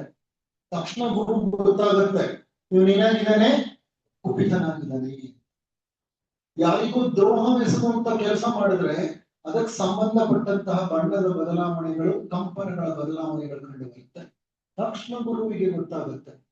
ಇದು ಹೇಗೆ ಅಂತಂದ್ರೆ, ನೀವು ಗುರುವಿನ ಹತ್ರ ನೀವಿಲ್ಲದೆ ಇರ್ಬೋದು, ಆದರೆ ನಿಮ್ಮ ಒಂದು ಪ್ರತಿರೂಪವಿದೆ. ನೀವೇನೇ ಮಾಡಿದ್ರು ಗುರುವಿಗೆ ಅಲ್ಲಿ ಕಾಣ್ತಾ ಇದೆ. ಗುರು ನಿಮ್ಮನ್ನ ಸೂಕ್ಷ್ಮವಾಗಿ ಗಮನಿಸ್ತಾ ಇರ್ತಾರೆ.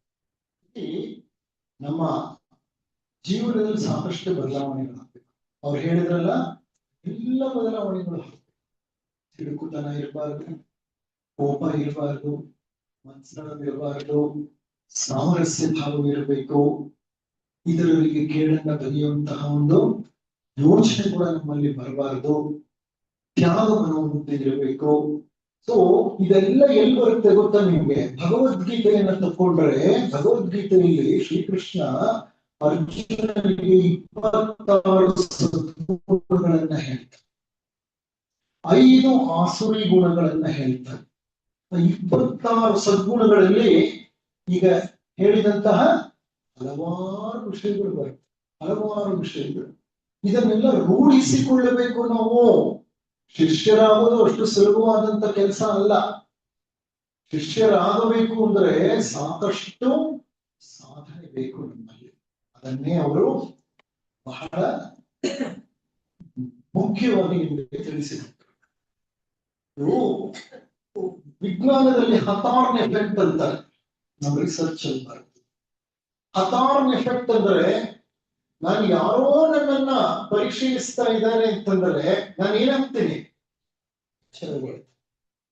ಎಚ್ಚರಗೊಂಡು ಏನ್ ಮಾಡ್ತೇನೆ, ನಾನು ನನ್ನ ನಡವಳಿಕೆಯನ್ನ ಬದಲಾಯಿಸ. ಇದು ಒಂದು ಅವಕಾಶ.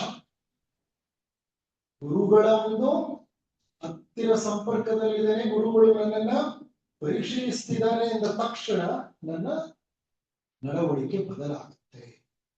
ಒಳಿತಿಗೆ, ಅದು ಒಳಿತಿಗೆ ಏನು ಬದಲಾವಣೆ ಆಗತ್ತೋ ಅದು ಗುರುಗಳ ಒಂದು ಪರಿಶೀಲನೆಗೆ ನಾನು ಒಳಗಾಗಿದ್ದೀನಿ ಅಂತ ಅನ್ನೋ ಮನೋಭಾವದಿಂದಲೂ ಬದಲಾಗ್ಬೋದು. ಆ ಬದಲಾವಣೆ ಮುಂದೆ ಬರ್ತಾ ಬರ್ತಾ ಬರ್ತಾ ಬರ್ತಾ ಅನುಷ್ಠಾನಕ್ಕೆ ಬದಲಾಗುತ್ತೆ. ನನ್ನ ಒಂದು ಪರ್ಮನೆಂಟ್ ಶಾಶ್ವತವಾದ ಬದಲಾವಣೆ. ವಿಜ್ಞಾನದಲ್ಲಿ ಸೈಕಾಲಜಿ, ಮನಃಶಾಸ್ತ್ರದಲ್ಲಿ ಅದನ್ನ ಹಥಾರ್ನ್ ಎಫೆಕ್ಟ್, ಇದನ್ನ ಹಥಾರ್ನ್ ಅನ್ನುವಂತ ಒಂದು ಇಂಡಸ್ಟ್ರಿಯಲ್ಲಿ ವಿಜ್ಞಾನಿಗಳು ಗಮನಿಸಿದ್ರು. ಏನ್ ಮಾಡಿದ್ರು ಆ ಇಂಡಸ್ಟ್ರಿಯಲ್ಲಿ? ಸೂಪರ್ವೈಸರ್ಗಳಿಗೆ ಹೇಳಿದ್ರು, ಸೂಪರ್ವೈಸರ್ಗಳು ವರ್ಕರ್ಗಳಿಗೆ ಹೇಳಿದ್ರು, ನಿಮ್ಮನ್ನ ನಾವು ಗಮನಿಸ್ತಾ ಇರ್ತೀವಿ, ಕ್ಲೋಸ್ ಅಪ್ ಟಿವಿಗಳಿದೆ, ನೀವೇನ್ ಕೆಲಸ ಮಾಡ್ತೀರಿ ಅದು ನಮ್ಗೆ ಗೊತ್ತಾಗ್ತಾ ಇರುತ್ತೆ ಅಂತ. ಹಂಗ ಹೇಳಿದ ತಕ್ಷಣ ಸೋಮಾರಿತನ ಹೊಟ್ಟೋಗಿತ್ತು. ಯಾಕೆ ಅಂದ್ರೆ ನಿಮ್ಮನ್ನ ಗಮನಿಸ್ತಾ ಇರ್ತೀವಿ, ನೀವು ಕೆಲಸ ಮಾಡ್ಲಿಲ್ಲ ಸರಿಯಾಗಿ ಫ್ಯಾಕ್ಟ್ರಿನಲ್ಲಿ ಅಂತಂದ್ರೆ ನೀವು ಪ್ರಮೋಷನ್ ಕಟ್ ಮಾಡ್ತೀವಿ, ಇನ್ಸೆಂಟಿವ್ ಕಟ್ ಮಾಡ್ತೀವಿ, ನಿಮ್ಮ ಅಟೆಂಡೆನ್ಸ್ ಅಲ್ಲಿ ನಾವು ರಿಮಾರ್ಕ್ಸ್ ಬರಿತೀವಿ. ತಕ್ಷಣ ಏನಾಯ್ತು, ಪ್ರೊಡಕ್ಷನ್ ಫ್ಯಾಕ್ಟ್ರಿನಲ್ಲಿ ಮೊದಲು ಏನಿತ್ತು ಅದು ಡಬಲ್ ಟ್ರಿಪಲ್ ಆಗುತ್ತೆ. ಇದು ನಿಜವಾಗ್ಲೂ ಮಾಡಿರೋ ರಿಸರ್ಚ್. ಅದಕ್ಕೆ ಅದನ್ನ ಹಥಾರ್ನ್ ಎಫೆಕ್ಟ್ ಅಂತಾರೆ. ಆ ಫ್ಯಾಕ್ಟರಿ ಹೆಸರು ಹಥಾರ್ನ್ ಅಂತ. ನಾನು ವಿಜ್ಞಾನದ ಒಂದು ಉದಾಹರಣೆ ಕೊಟ್ಟೆ. ಈಗ ನಾವು ಅಷ್ಟೇ, ಗುರುಗಳು ನಮ್ಮನ್ನು ಪರಿಶೀಲಿಸ್ತಾನೆ ಇರ್ತಾರೆ. ಯಾಕೆಂದ್ರೆ ನಾವೆಲ್ಲ ಥಿಯೋಸಾಫಿಕಲ್ ಸೊಸೈಟಿಯ ಸದಸ್ಯ. ಅವ್ರ ಗಮನಕ್ಕೆ ಹೋಗಿದೀವಿ, ಅವ್ರ ಕಣ್ಣು ದೃಷ್ಟಿಗೆ ಬಿದ್ದಿದ್ದೀವಿ. ಹಾಗಾದ್ರೆ ನಮ್ಮ ನಡವಳಿಕೆ ಏನಾಗ್ಬೇಕು? ಅದಕ್ಕೆ ನಾನು ನಿನ್ನೆಯಿಂದ ಹೇಳ್ತಾ ಇರೋದು ಮಾತು. ನನಗೆ ನಿನ್ನೆ ಯಾವ ದ್ವೇಷನೂ ಇಲ್ಲ, ನೀವು ಮಾತನಾಡೋದೇನಿಲ್ಲ. ನಾವೆಲ್ಲ ಒಟ್ಟಿಗೆ ಮುಂದುವರಿಯಬಹುದು ಅನ್ನೋದು ನನ್ನ ಒಂದು ಅನಿಸಿಕೆ. ಥಿಯೋಸಾಫಿಕಲ್ ಸೊಸೈಟಿಯ ಸದಸ್ಯರಾಗಿ ಒಂದು ಶಿಬಿರದಲ್ಲಿ ಭಾಗವಹಿಸ್ತಿದ್ದೀವಿ. ನಮ್ಮಲ್ಲೂ ಸಾಮರಸ್ಯತೆ ಇದೆ. ಏನು ತಗೊಂಡಿರೋ ಪುಸ್ತಕ ಹಾಗಿದೆ. ಸಮಯವನ್ನು ವ್ಯರ್ಥ ಮಾಡೋದು ಬೇಡ, ಅಧ್ಯಾತ್ಮ ಶಕ್ತಿಯನ್ನ ಫೋನ್ ಮಾಡೋದು ಬೇಡ. ಆದಷ್ಟು ನಾವು ಅವ್ರು ಏನ್ ಬಯಸ್ತಾರೆ ನಮ್ಮಲ್ಲಿ ಅದನ್ನ ನಾವು ಅನುಷ್ಠಾನಕ್ಕೆ ಮತ್ತೇನೂ ಇಲ್ಲ. ಸಮಯ ಸಿಗದೆ ಒಂದು, ಎರಡನೇದು ಮಾತು ಕಡಿಮೆ, ಮೌನ ಹೆಚ್ಚು. ನಾನು ಪದೇ ಪದೇ ಹೇಳ್ತಿದ್ದೀನಿ, ಎಷ್ಟು ಹೇಳಿದ್ರು ನಾನು ಕೆಲವ್ರನ್ನ ಮಾತಾಡ್ತಾ ಇರೋದು ನೋಡ್ತಾ ಇದ್ದೀನಿ. ಒಂದಿನ 2 ದಿವಸ ನೋಡ್ತೀನಿ, ಅಲ್ಲಿ ಇಲ್ಲಿ ಹೇಳ್ತಾ ಇರ್ತೀನಿ. 3ನೇ ದಿವಸ ಐ ಬಿಕಮ್ ಬ್ಲೈಂಡ್. ಯಾಕೆ ಅಂತಂದ್ರೆ ನಾಯಿ ಬಾಲ, ಇವ್ರು ಬದಲಾಗ್ಲಿಕ್ಕೆ ಬಂದಿಲ್ಲ, ಶೋಕಿಗೆ ಅನ್ನುವಂತಹ ಒಂದು ಅರ್ಥ ಅದು. ಸೊ ಈ ರೋಗಿಗೆ ಬಂದಿರೋದ್ರಿಂದ ನಾನೇ ಬದಲಾಯಿಸ್ಲಿಕ್ಕೆ ಸಾಧ್ಯ ಇಲ್ಲ, ಅಷ್ಟೇ ಬಿಟ್ಬಿಡ್ಬೇಕು. ಸೊ ಕೆಲವು ರೀಸನ್ಗಳಿರುತ್ತೆ.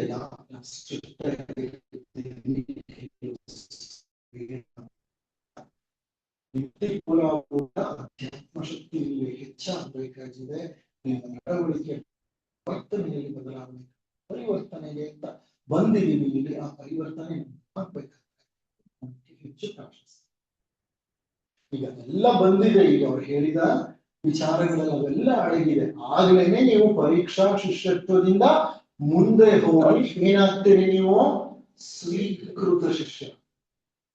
ಸ್ವೀಕೃತ ಶಿಷ್ಯರಿಂದ ಮುಂದಿನ ಹಂತ ಗುರು ಪುತ್ರ. ನೋಡಿ, ಪರೀಕ್ಷಾ ಶಿಷ್ಯತ್ವ ಹೇಗೆ ಅಂದ್ರೆ ನಿಮ್ಮನ್ನ ಗುರು ಹೊರಗೆ ತಳ್ಳಿಬಿಡುದು. ಹೇಳ, ನೀನ್ ನನಗೆ ನಿನ್ನ ಪರೀಕ್ಷೆ ಮಾಡದೆ ನಿನ್ನಲ್ಲಿ ಯೋಗ್ಯತೆ ಇಲ್ಲ, ಅಂತ ಕಳಿಸ್ಬಿಡ್ಬೋದು ಗುರು. ಆದ್ರೆ ಗುರುಗಳು ಒಮ್ಮೆ ನಿಮ್ಮನ್ನ ಸ್ವೀಕೃತ ಶಿಷ್ಯ ಅಂತ ತಗೊಂಡು ಬಿಟ್ರೆ ಗುರು ನಿಮ್ಮನ್ನ ಹೊರ ಕಳಿಸ್ಲಿಕ್ಕೆ ಸಾಧ್ಯ ಇಲ್ಲ. ಅದಕ್ಕೋಸ್ಕರ ಗುರುಗಳು ಬಹಳ ಕಾಲ ಪರೀಕ್ಷೆ ಮಾಡ್ತಾರೆ. ಅಷ್ಟು ಸುಲಭವಾಗಿ ನಿಮ್ಮನ್ನ ಸ್ವೀಕೃತ ಶಿಷ್ಯರನ್ನಾಗಿ ತಗೊಳ್ಳೋದಿಲ್ಲ, ಗುರುಪುತ್ರರನ್ನಾಗಿ ಮಾಡ್ಕೊಳ್ಳೋದಿಲ್ಲ. ಇಷ್ಟೊತ್ತು ಅವರು ಮಾತನಾಡಿದ್ದು ಪರೀಕ್ಷಾ ಶಿಷ್ಯತ್ವ. ಇನ್ನು ಮಧ್ಯಾಹ್ನದ ಒಂದು ತರಗತಿಯಲ್ಲಿ ಅವರು ಗುರುಪುತ್ರ ಸ್ವೀಕೃತ ಶಿಷ್ಯರು ಎರಡರ ಬಗ್ಗೆನೂ ಮಾತನಾಡಿ. ಈಗ ನಿಮ್ಮಲ್ಲಿ ಯಾವ್ದಾದ್ರು ಪ್ರಶ್ನೆಗಳಿದ್ರೆ ರೆಕಾರ್ಡ್ಸ್ ಅಂತಾರಲ್ಲ, ಗೊಂಬೆ ಮಾಡ್ಬಿಟ್ಟು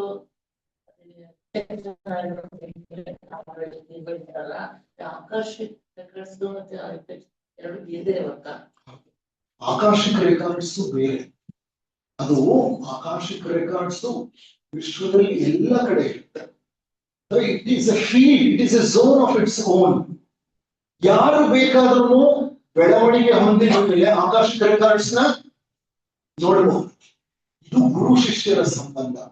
ಗುರು ಮಾತ್ರ ಗಮನಿಸ್ತಾರೆ, ಗುರುವಿಗೆ ಮಾತ್ರ ಇದು ಸಿಗ್ತಾ ಇದೆ. ಇಲ್ಲ, ಗುರುವಿನ ಹಿರಿಯ ಶಿಷ್ಯರಿಗೆ ಆ ಒಂದು ಜವಾಬ್ದಾರಿ ಕೊಟ್ಟಿರ್ತಾರೆ ಗುರುಗಳು. ಕೆಲವು ಸಲ ಅವರು ಬಿಸಿ ಇದ್ದಾಗ ಅವರ ಹಿರಿಯ ಶಿಷ್ಯರಿಗೆ ನೋಡ್ಕೊಳ್ಳಿ ಇದು ಏನಂತ. Akashic records it is available for anybody. ಯಾರು ಬೇಕಾದ್ರೂ ಯೋಗ ಮಾರ್ಗದಲ್ಲಿ ಮುಂದುವರೆದು ಆ ಒಂದು ಸಿದ್ಧಿಯನ್ನ ಪಡೆದಾಗ ಆಕಾಶಿಕ ರೆಕಾರ್ಡ್ಸ್ ನೋಡ್ಬೋದು. ಅದೇ ಬೇರೆ ಇದೆ.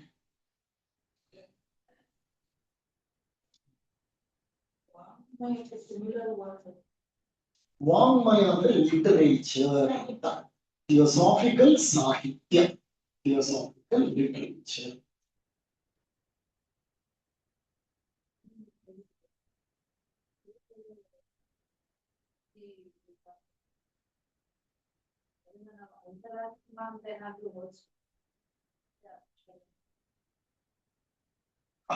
ಹಾಗಿಲ್ಲ. ಅದು ಬರೆದಿರೋದು ಏನ್ ಬರೆದಿದ್ದಾರೆ ಅಂದ್ರೆ ನಮ್ಮ ಸೂಕ್ಷ್ಮ ದೇಹಗಳ ಒಂದು ಪ್ರತಿರೂಪವನ್ನ ಅಥವಾ ಪ್ರತಿಬಿಂಬವನ್ನ ಅವರ ಹತ್ರ ಬಿಂಬವನ್ನ ಮಾಡಿ ಇಟ್ಕೊಂಡಿರ್ತಾರೆ. ಇಲ್ಲಿ ನಾವ್ ಏನೇ ಮಾಡಿದ್ರು, ನಮ್ಮಲ್ಲಿ ಏನೇ ಭಾವನೆಗಳು ಯೋಚನೆಗಳು ಬಂದ್ರು ಅಲ್ಲಿ ಅದು ರಿಫ್ಲೆಕ್ಟ್ ಆಗುತ್ತೆ. ತಕ್ಷಣ ಗೊತ್ತಾಗುತ್ತೆ, ಅದು ಬರುತ್ತೆ. ಸದ್ಗುಣಗಳಾಗ್ಲಿ ದುರ್ಗುಣಗಳಾಗ್ಲಿ ಪ್ರತಿಯೊಂದು ಅಲ್ಲಿ.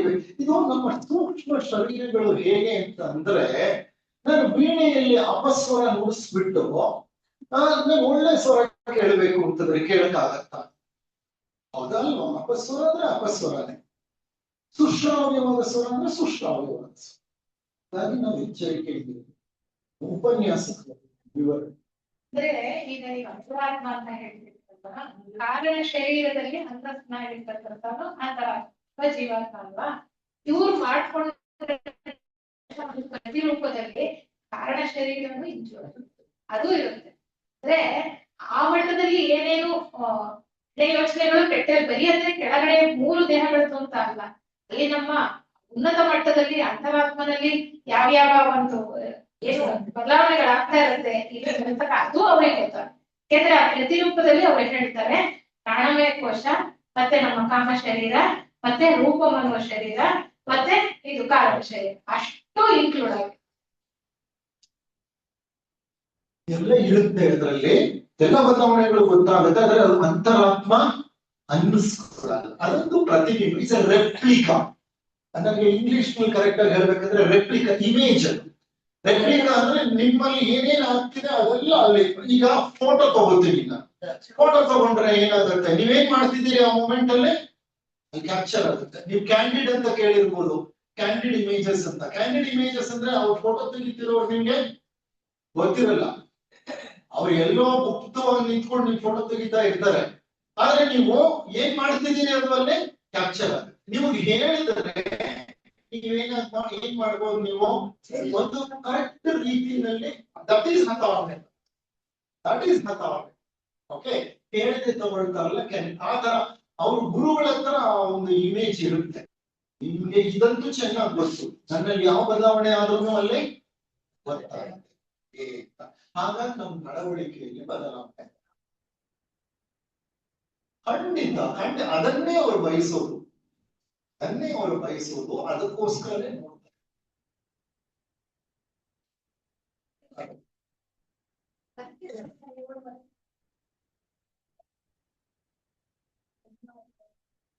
ಇಲ್ಲದೆ ನಮ್ಮಲ್ಲ ಬದಲಾವಣೆಗಳು ಕಾಣಿಸ್ಲಿಲ್ಲ ಅಂತಂದ್ರೆ ಅವ್ರು ಮತ್ತೆ ನಮ್ಮನ್ನ ಅವರ ಹತ್ತಿರದಿಂದ ಹೊರಗೆ ತಳ್ಳಿಬಿಡ್ತಾರೆ.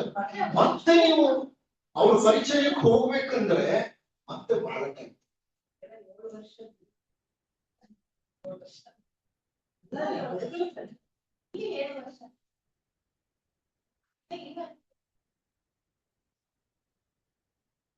ಭೂಮಿಯಿಂದ ಈ ಹಂತದಲ್ಲೇ ಇರ್ತಕ್ಕಂಥದ್ದು 7 ವರ್ಷ ಅಂತಕ್ಕಂಥ ನಮ್ಮ ಲೆಕ್ಕ, ಅವ್ರ ಲೆಕ್ಕ ಅಲ್ಲ. ಅವ್ರ ಲೆಕ್ಕ ಏನಿದೆ ನಮ್ಗೆ ಗೊತ್ತಿದೆ ನಿಜವಾಗ್ಲು.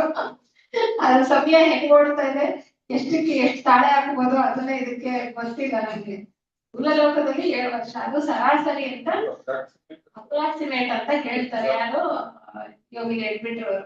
ಕೆಲವು ಸರಿ ಒಂದು ಜನ್ಮನೇ ಆಗ್ಬೋದು ಅಂತ. ಒಂದು ಜನ್ಮ ಆದ್ರೂ ಕೂಡ ಅವ್ರ ದೃಷ್ಟಿ ಬಿದ್ದ ಮೇಲೂ ನಾವು ಅವ್ರ ಹತ್ರಕ್ಕೆ ಹೋಗ್ತಕ್ಕಂಥ ಯೋಗ್ಯತೆಯನ್ನ ಬೆಳೆಸ್ಕೊಂಡಿಲ್ದೇನೂ ಇರ್ಬೋದು. ಅಂದ್ರೆ ನಾವು ತೀಸಾರ್ಕಲ್ ಸೊಸೈಟಿ ಸದಸ್ಯರಾಗಿದ್ದೀವಿ ಅಂದ್ರೆ ಅವ್ರ ದೃಷ್ಟಿ ನಮ್ಮ ಮೇಲೆ ಬಿದ್ದಿದೆ. ಆದ್ರೆ ನಾವ್ ಇದನ್ನ ಬರೀ ತಿಳ್ಕೊತಾ ಇದೀವಿ, ಏನು ಅನುಷ್ಠಾನದಲ್ಲಿ ತರ್ಲಿಲ್ಲ ಅಂದ್ರೆ ಈ ಜನ್ಮ ಕಳೆದ್ರು ನಾವೇನ್ ಶಿಷ್ಯರಾಗಕ್ ಸಾಧ್ಯ ಇಲ್ಲ ಅಲ್ವಾ. ಅಷ್ಟೇ, ಅದೇ ಒಂದು ಉದಾಹರಣೆ ಸಾಕು.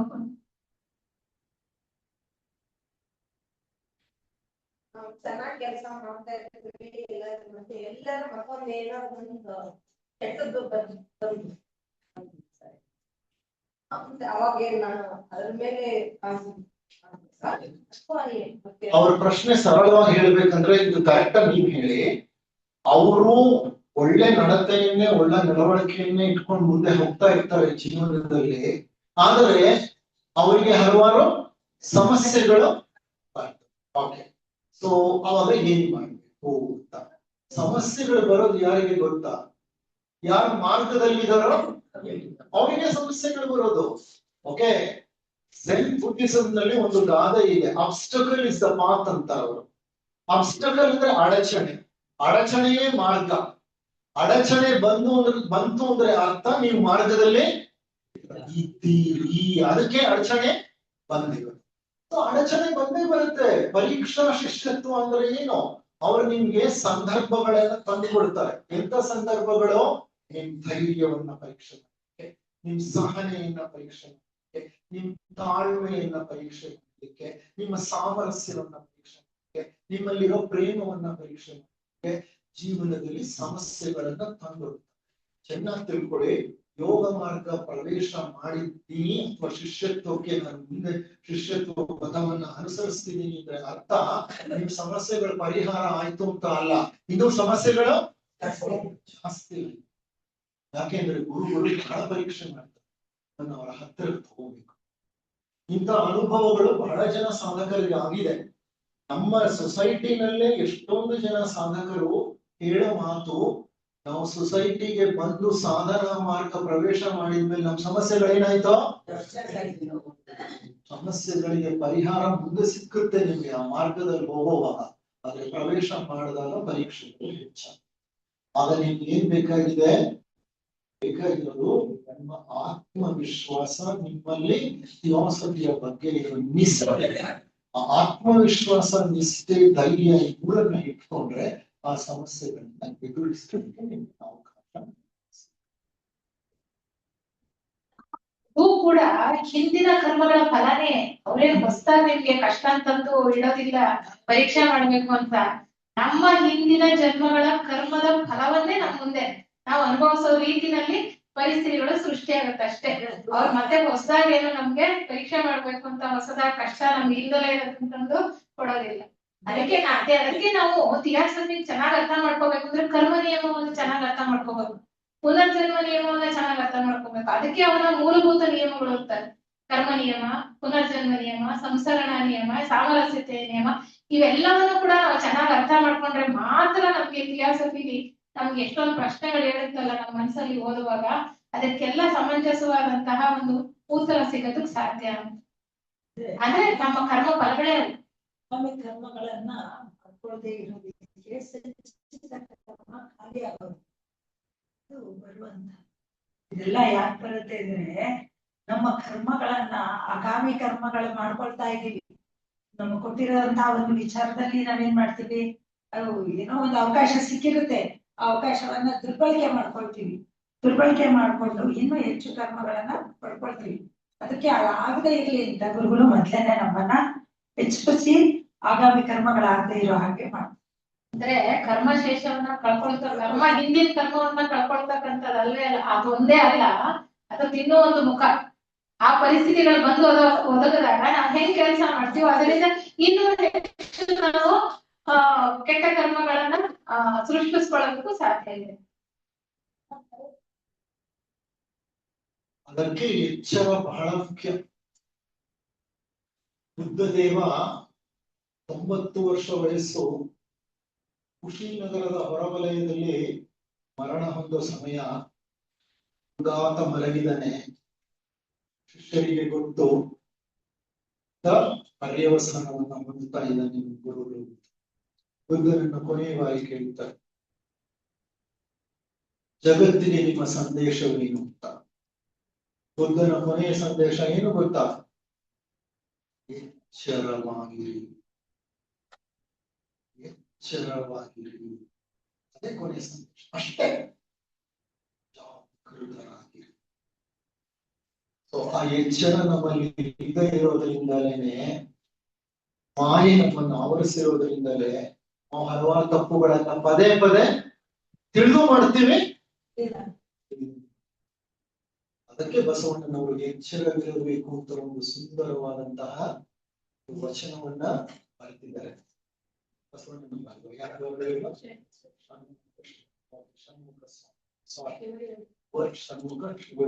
ಇರ್ಲಿ, ಆ ಒಂದು ವಚನವನ್ನ ಯಾವಾಗಲಾದ್ರೂ ಸಂಜೆ ಸಮಯ ಇರ್ತಲ್ಲ, 2-3 ದಿವಸದಲ್ಲಿ ಗಾಯನ ಕಾರ್ಯಕ್ರಮದಲ್ಲಿ ಅದೊಂದು ಶಿವಶರಣ ವಚನ.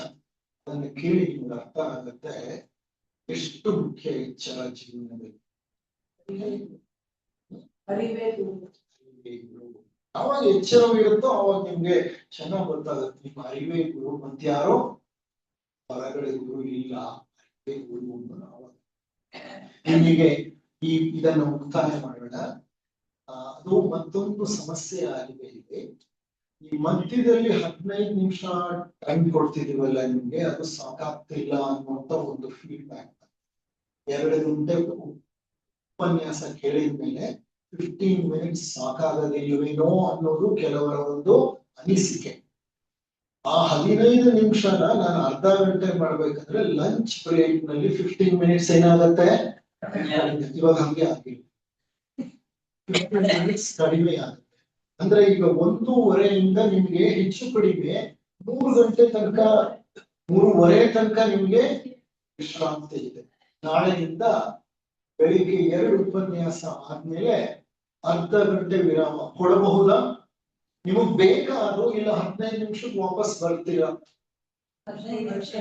ಸಾಕ?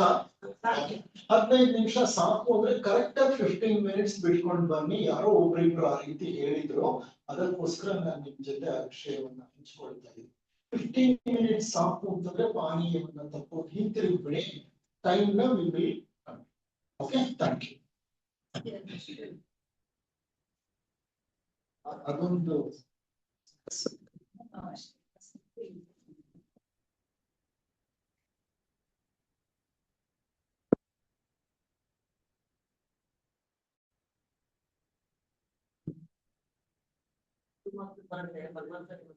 ಎಷ್ಟು ಗಂಟೆಗೆ ಮೇಡಮ್ ನೆಕ್ಸ್ಟ್? 3:30ಗೆ ಸರ್. 3:30. 3:30. 3:25 ಓಪನ್ ಮಾಡ್ತೇನೆ. ಹಾ, okay sir. Okay, thank you sir. Thank you.